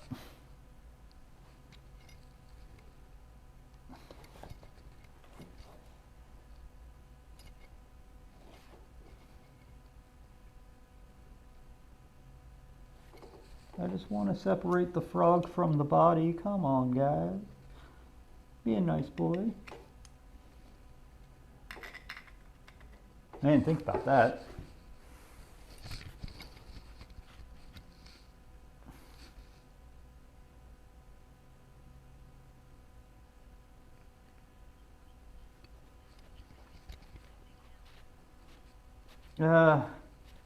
Not yet. but I can see the other side of the screw.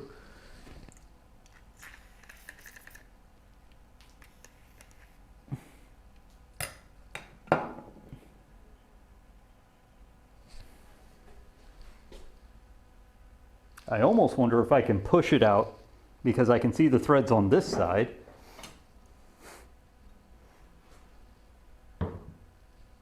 Give it some time to just sit there with some fun stuff there. Useless. Thank you.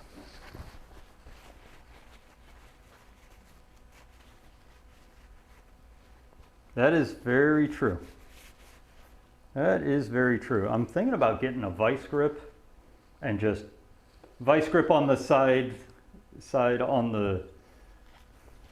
the screwdriver, and then just going dink to give it enough torque to break the rust.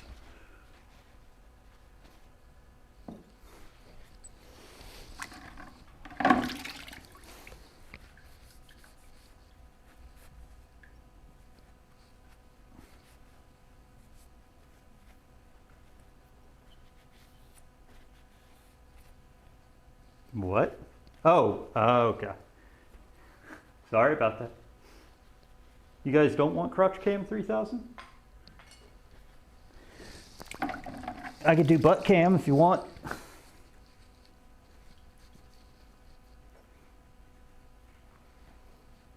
Yay, Jack likes me.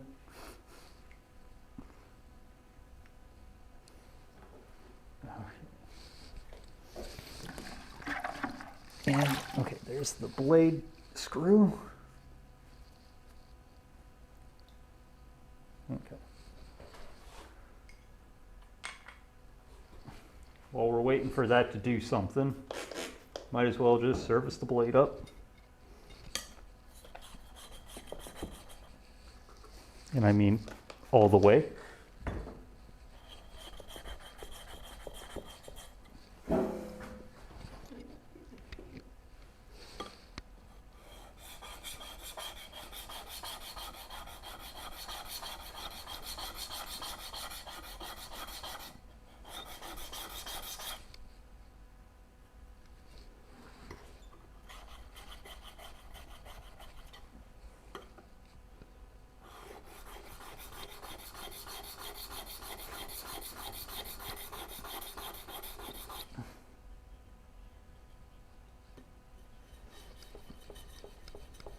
Okay, so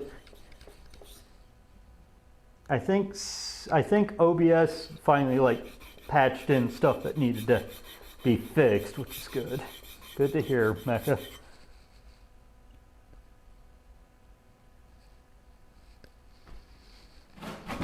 Damn it.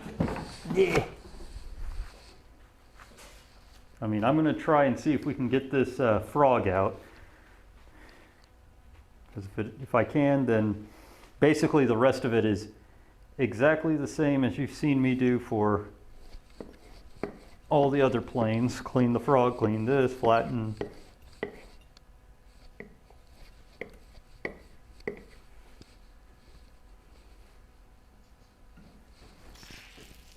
Oh no, we want that. Thank you.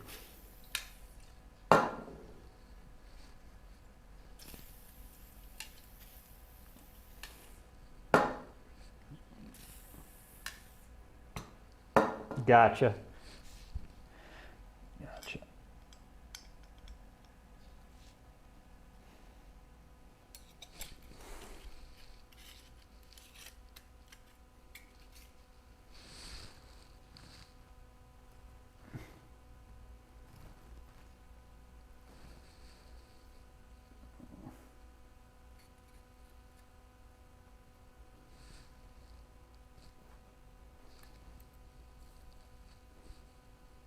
Go.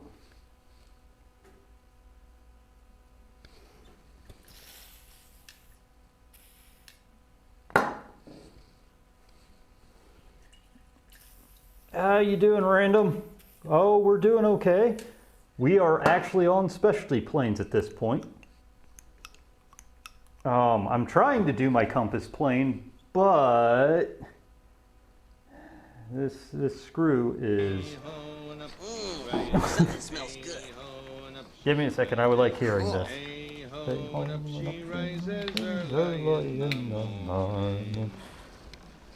in the longboat till he's sober. Putting in the longboat till he's sober. Putting in the longboat till he's sober. Early in the morning.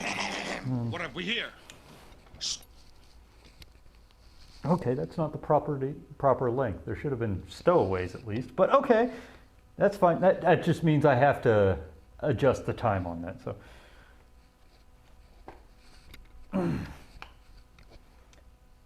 we will just go. Okay. Right now, let's just do it easy for me. Oh, what should we do with a drunken sailor? What do we do with a drunken sailor? What shall you do with a drunken sailor early in the morning? Way, hey, and up she rises, patting blocks of different sizes. Way, hey, and up she rises early in the morning. Throw him in a longboat till he's sober. Throw him in a longboat till he's sober.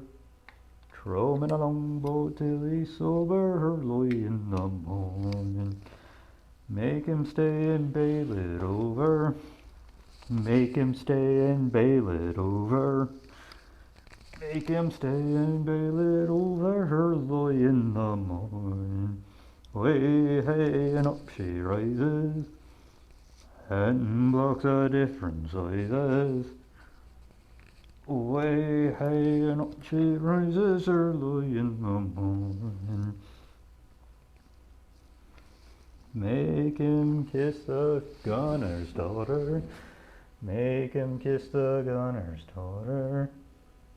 Make him kiss the gunner's daughter early in the morning. Way, hey, and up she rises, patting blocks of different sizes. Way, hey, and up she rises early in the morning. Throw him in a bed with the captain's daughter.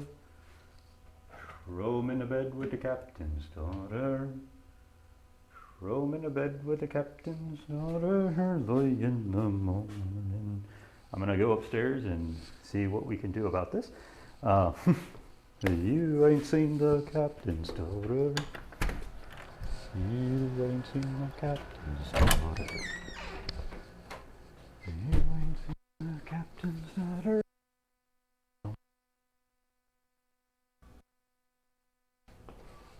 Put some X-Lax in coffee.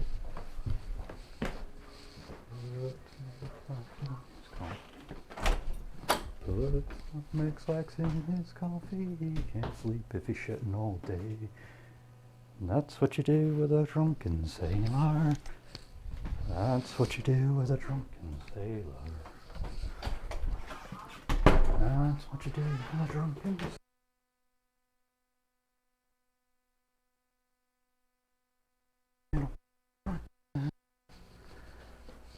And blocks are different sizes.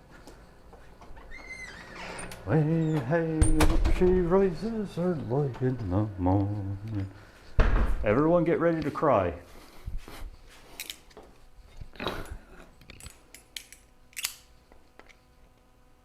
We're about to abuse the piss out of a lot of things.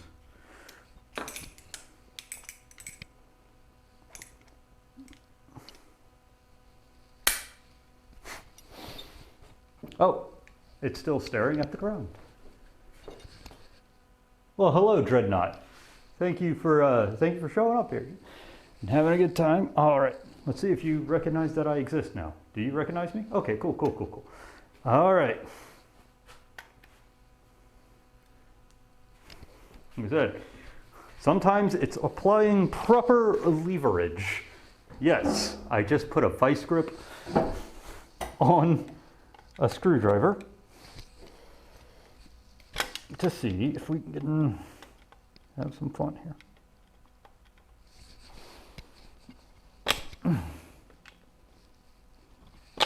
I just want this to come free.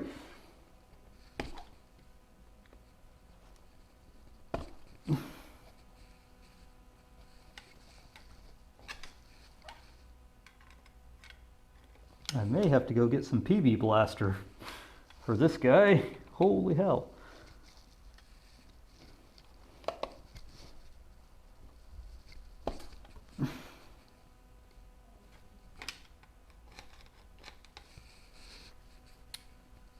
Yeah, that is a holy hell kind of situation.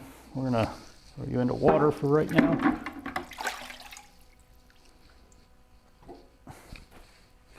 Dry you the piss off. This may be a lost cause for this plane. But I mean, if all it is one seized screw, I think we can get it fixed with some PB Blaster. I mean, we got the base plate of it off.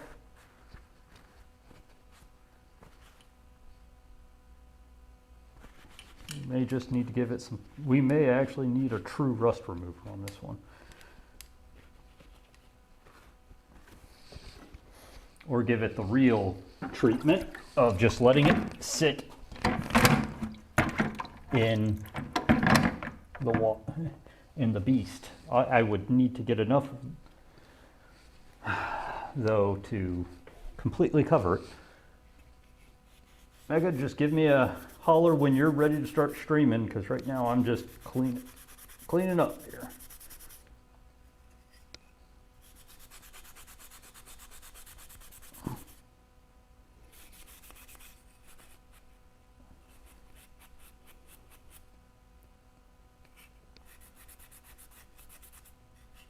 Considering we were able to unseize this sliding dovetail, I think we'll be able to unseize the screw. It's just going to take time.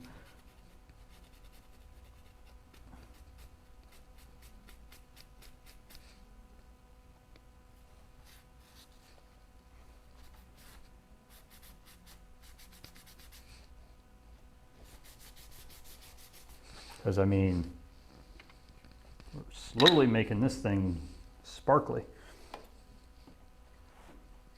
Honestly, at this point, let's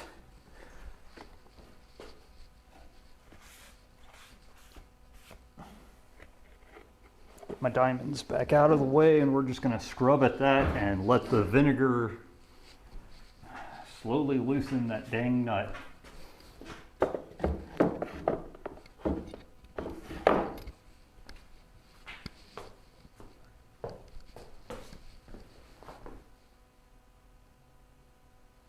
Just want to make sure I didn't miss anything on the Chetmatron. All right, I'm going to put that here.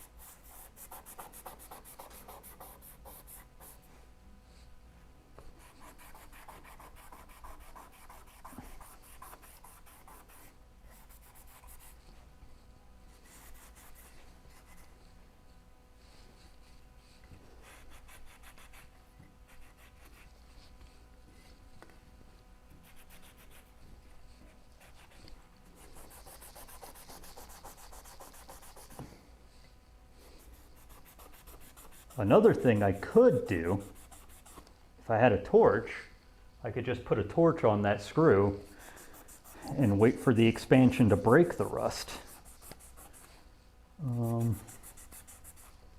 Keywords, if I had a torch.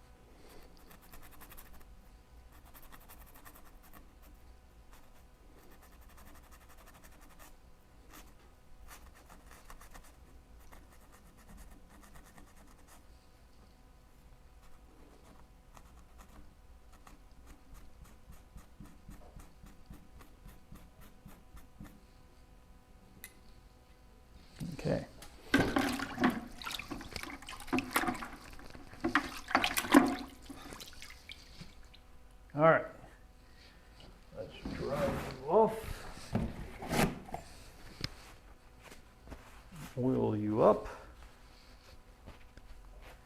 Learning a lot about how this plane goes together.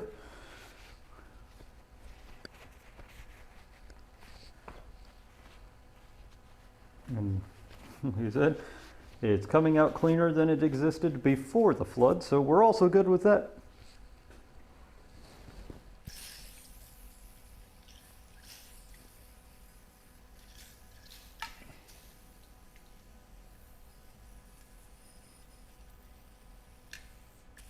Okay.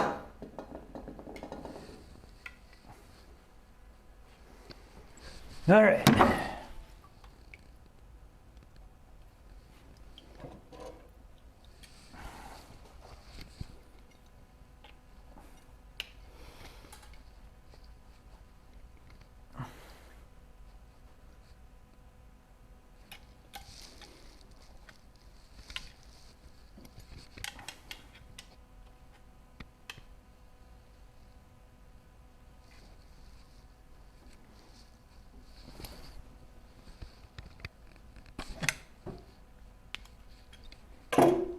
Now I'm going to end up stripping out this screw if I keep trying.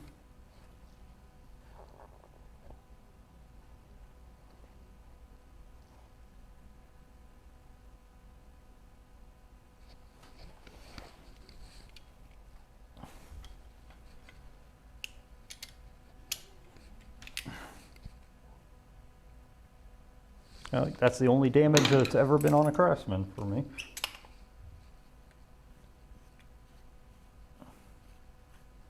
Yes.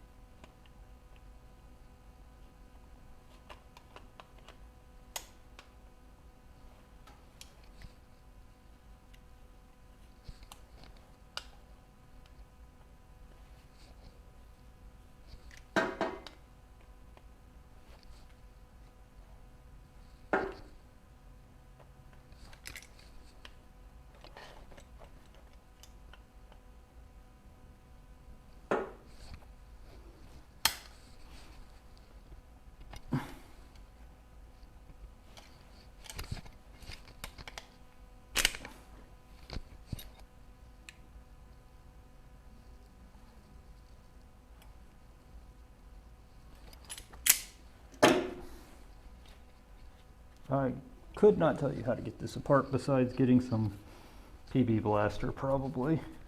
Letting it sit in PB Blaster.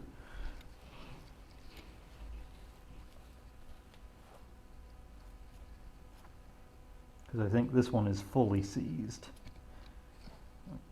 I would need some sort of penetrating oil to get to the threads and break up the rust.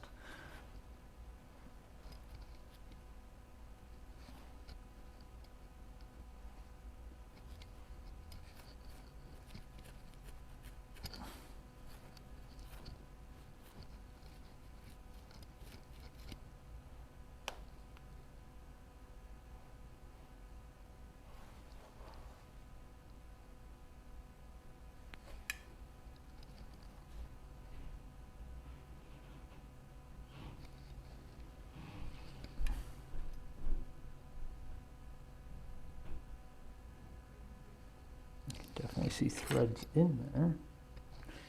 Where's the big boy? I almost wonder.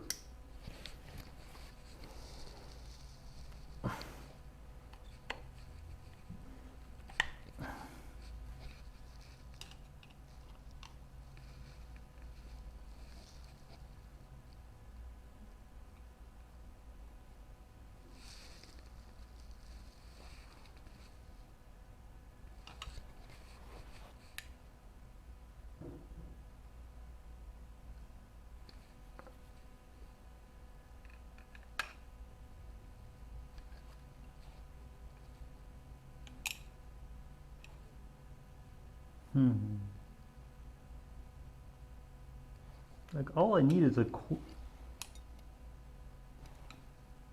it's like a quarter turn so I can just lift it. Come on, guys.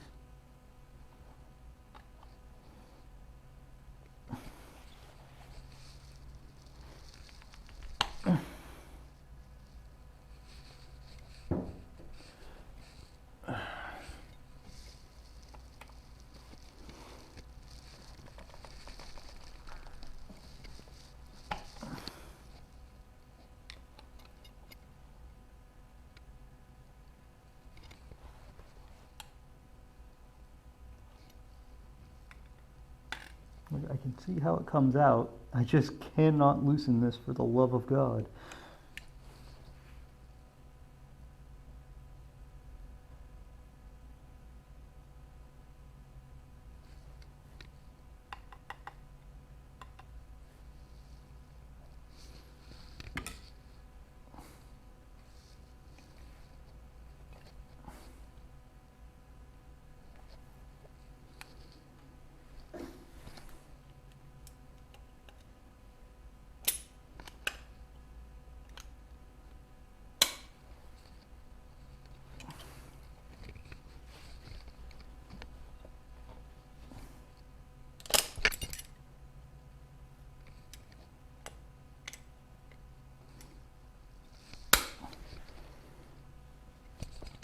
Take that, resilience.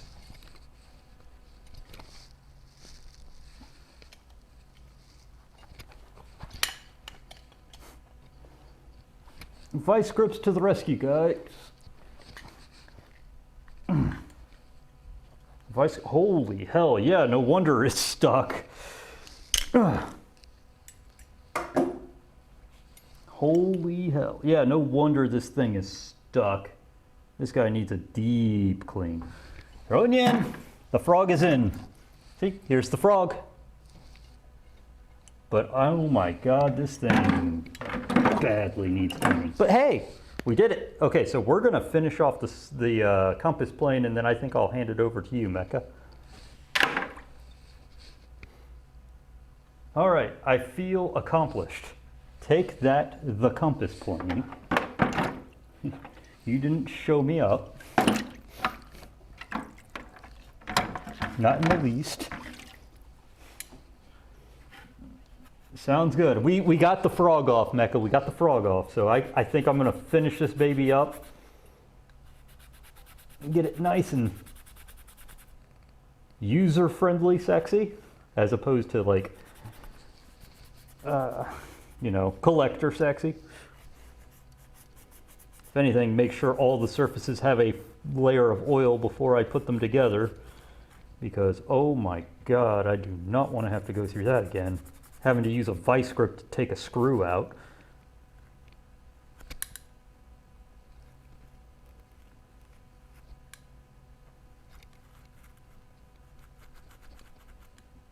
Yeah, basically the same thing as ever.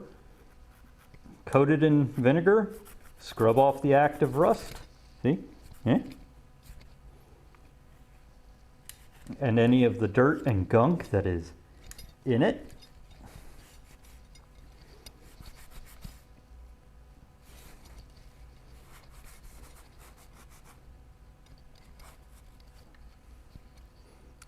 Like the pile of rust that is on the frog bed here. Get that cleaned off. That's why it was so stuck in there. There's a huge pile of loose rust in there. Just gluing everything together.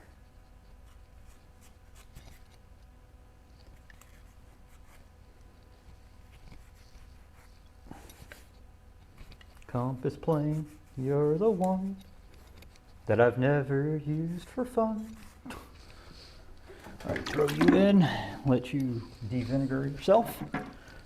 All right, which means I can at least, now that I've got this guy out, I can fully prep the frog. I can make sure that this guy is flat.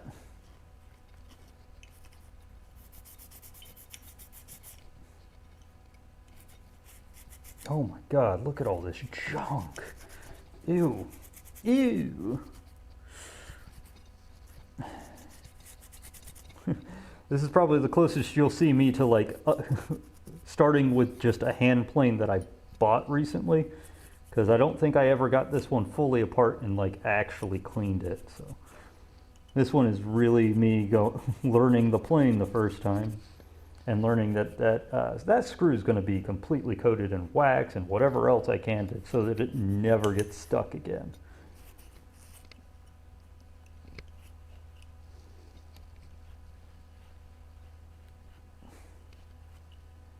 Clean the threads on this adjuster knob out. because they are coated in active rust. Take the little frog me do and hit him a little bit. All right. Okay, the active rust is off of this baby.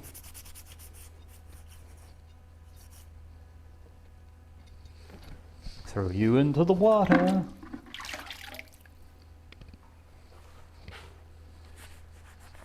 Okay, let's get the screwdrivers out of here.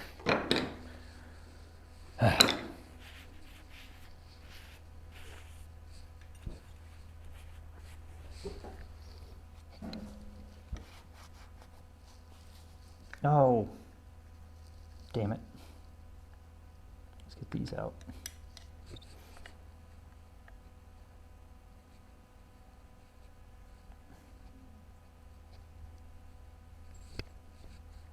Why is this one so much longer? Anyway.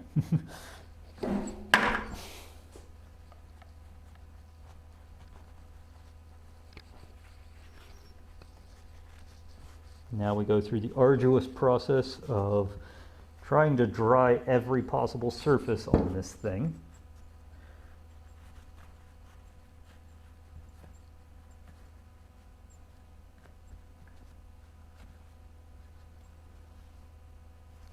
And then, okay, we'll be there in a bit, Mecha. I'm gonna finish this plane off because I actually got it fully disassembled. I'm gonna get it fully reassembled here. A little bit on these axles. Make sure I get some in that nice little hole there. Boop, boop. Okay.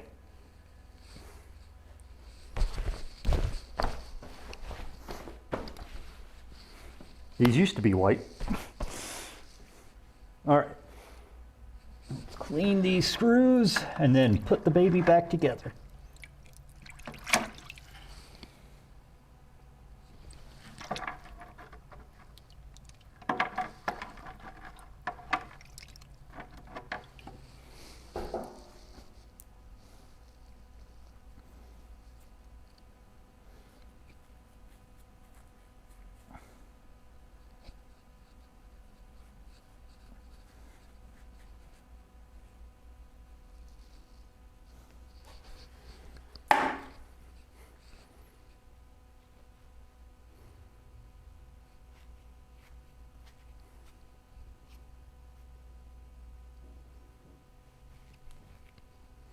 Okay, here we go. Look at that chunky screw. It is completely full of just active rust. So that might be a screw that I look into replacing if I need to.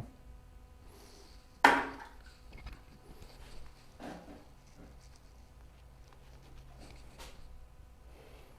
the rust off these washers.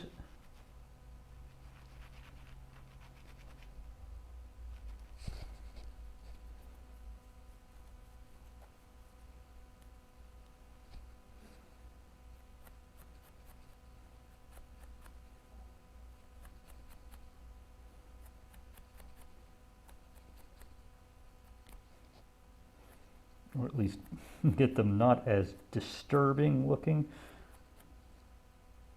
Okay. And then this guy, dear God, this guy.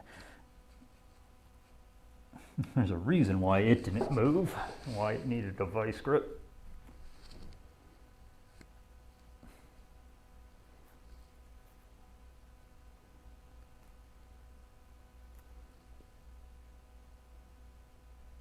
Throw that back in.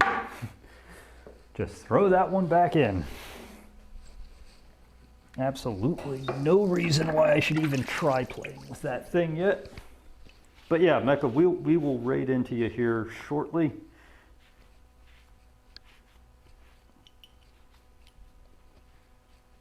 I'm at that last little bit.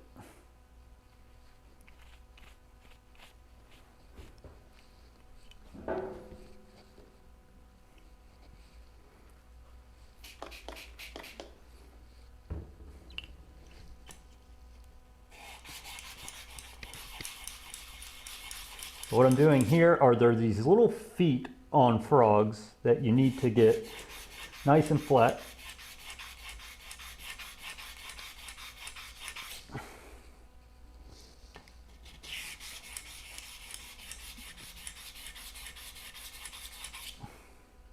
I'm just cleaning the crap off of them.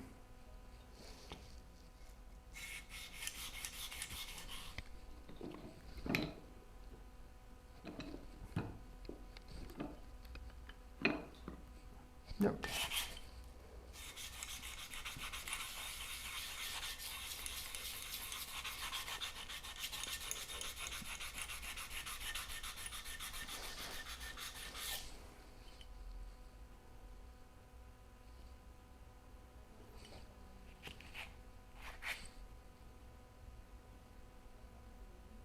All right. Then my favorite part, cleaning the bed for the blade, which I know needs to happen because of how bad this one looks.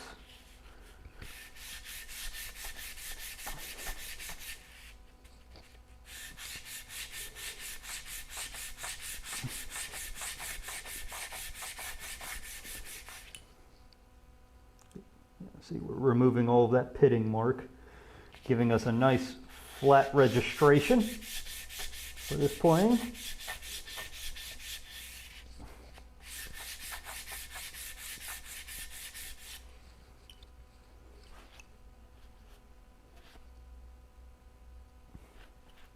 That'll honestly be pretty much good enough. I do want to do this real quick. One.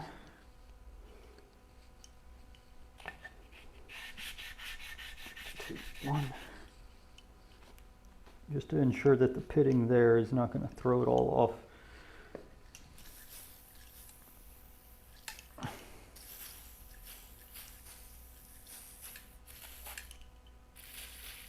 I always put a healthy dose into anything that has threads. All right.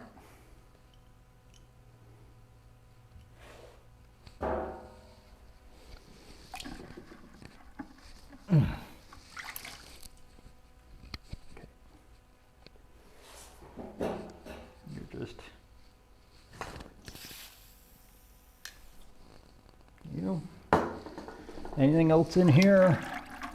Yes, okay.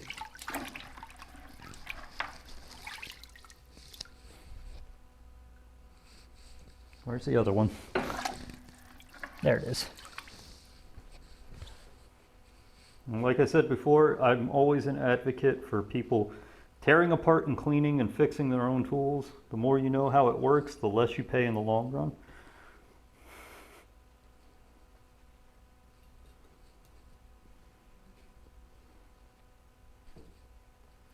Especially something as simple as like bench planes. They do have a little bit of a complication getting put together, but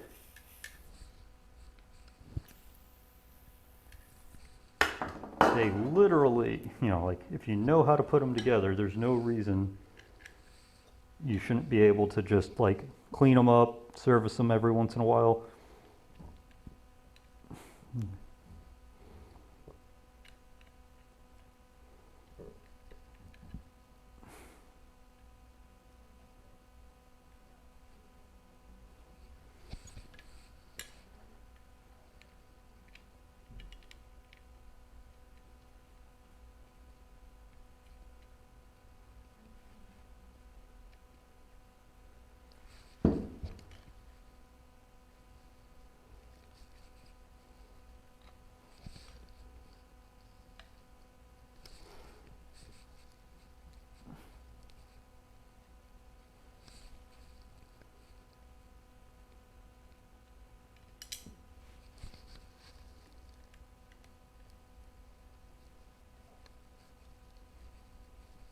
That explains that one.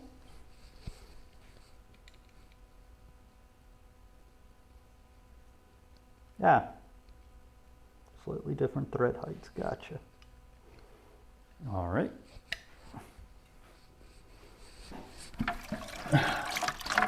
All right, Screw, how you do?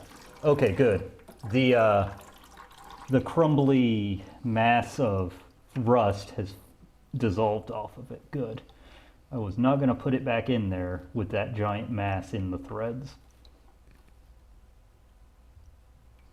Yeah, if you have something that's a problem like, say, this screw being fully seized up, don't just put it back together without solving the problem. Fix that problem so you don't have it again.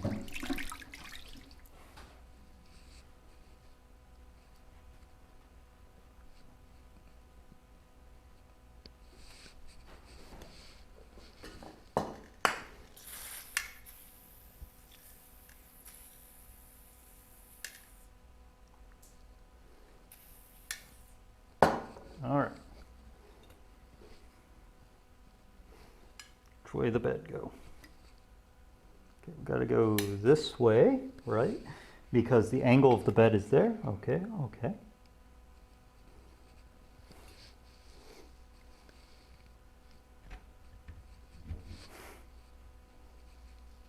Check this out. I'm able to do it mostly with thumb pressure.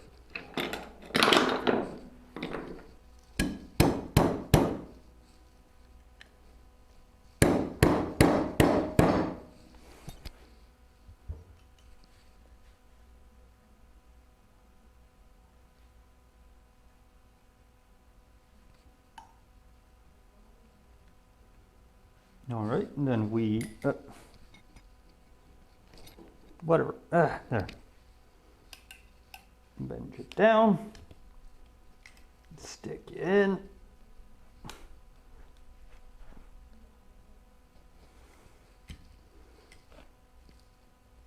You know I'm an idiot, right?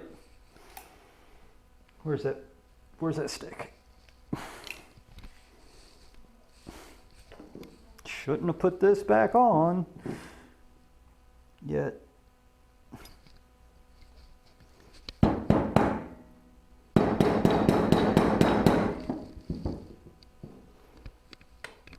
Because I need to be able to put the frog back on first. Order of operations.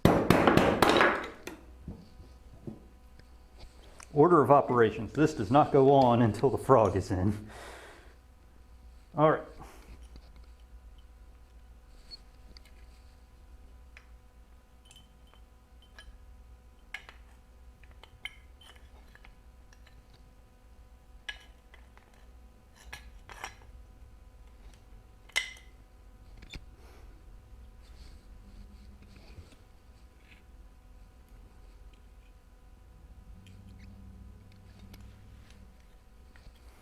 Making sure one last time, get all those threads completely saturate.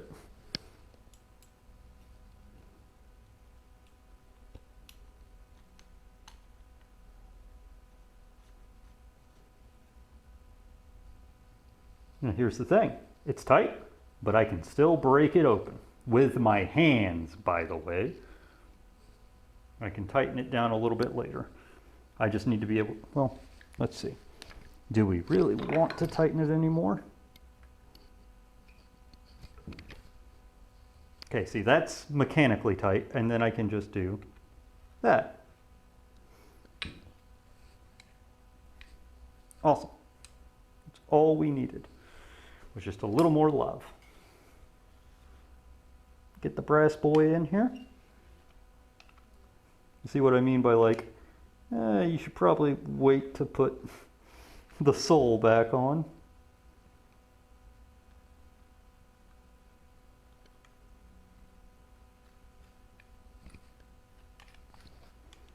The reason you do that upside down is there's this little Y frog that you got to get around this shaft. And once you get it there, everything's golden. Yeah, see, now if I flip it over, it's there.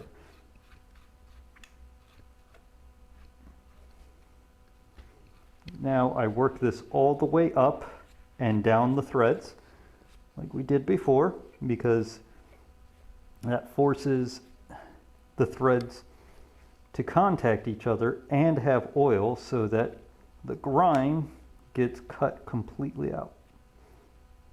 Okay. Then back it back out.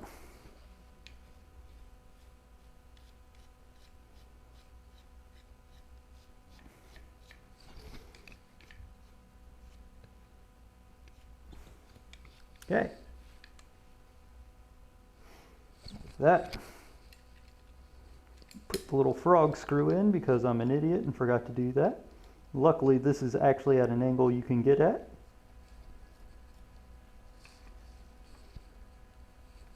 That's looking good. Now that the frog is in, okay, which way is the slope? The slope is that way, which means I need to put it in this way.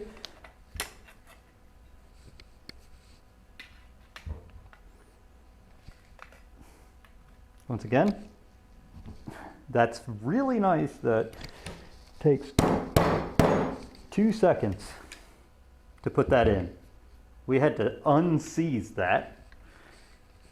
All right.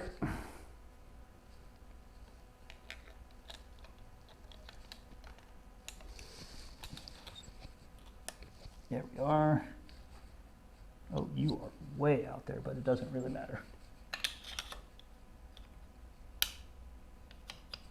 No.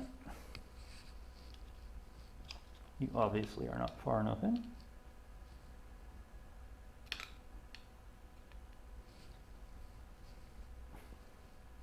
You should never actually have to screw these in once you're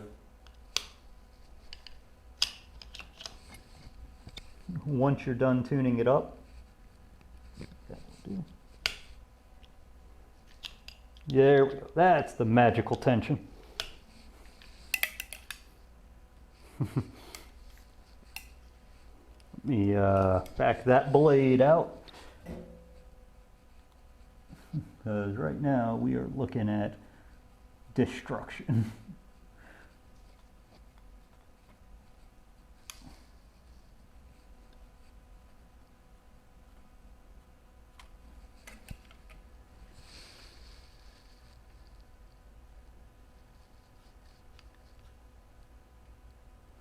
Go. All right, it's all put together except for, okay, get you in.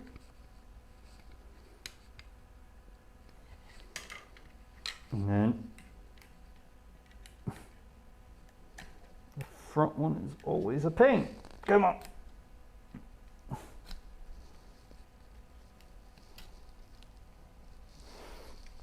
Oh, damn it. All right.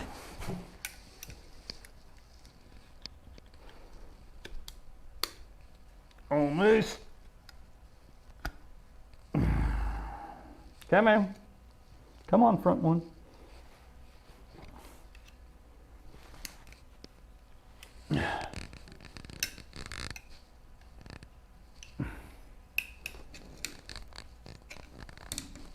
Come on.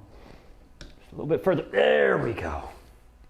You never really want to have to take those out unless you have to. But now, even the compass plane is complete. With that, we're going to raid over to my good buddy Mecca, and I'm going to clean my hands up. Let me do this first before I start touching that keyboard. Let's raid out to Mecca, guys. Ooh, look at my hair, it's all floofy. 5, 4, 3, 2, 1, click it on. Should start, there we go. For whatever reason, it just disconnects.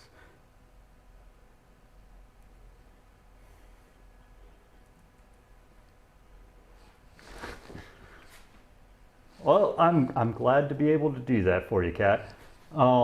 With that, I mean, the next thing we're going to tackle, probably this boy, my nice little drill. It's going to be a fairly easy one because I don't do much to it. And then the big hint, hint, hint, the Stanley 45. This one's going to be a long one, so it's most likely going to be Sunday. But otherwise, raid. Mecha. No, not Merchiform. Come on. All right, so guys, say hello to Mecha. He's my mod, and he's also a really good machinist. He's very informative and will basically answer any questions. It's all lopsided. Okay, there, a little bit more even. All right, guys, have a good one. And I'll see you over at Mecha. Will do.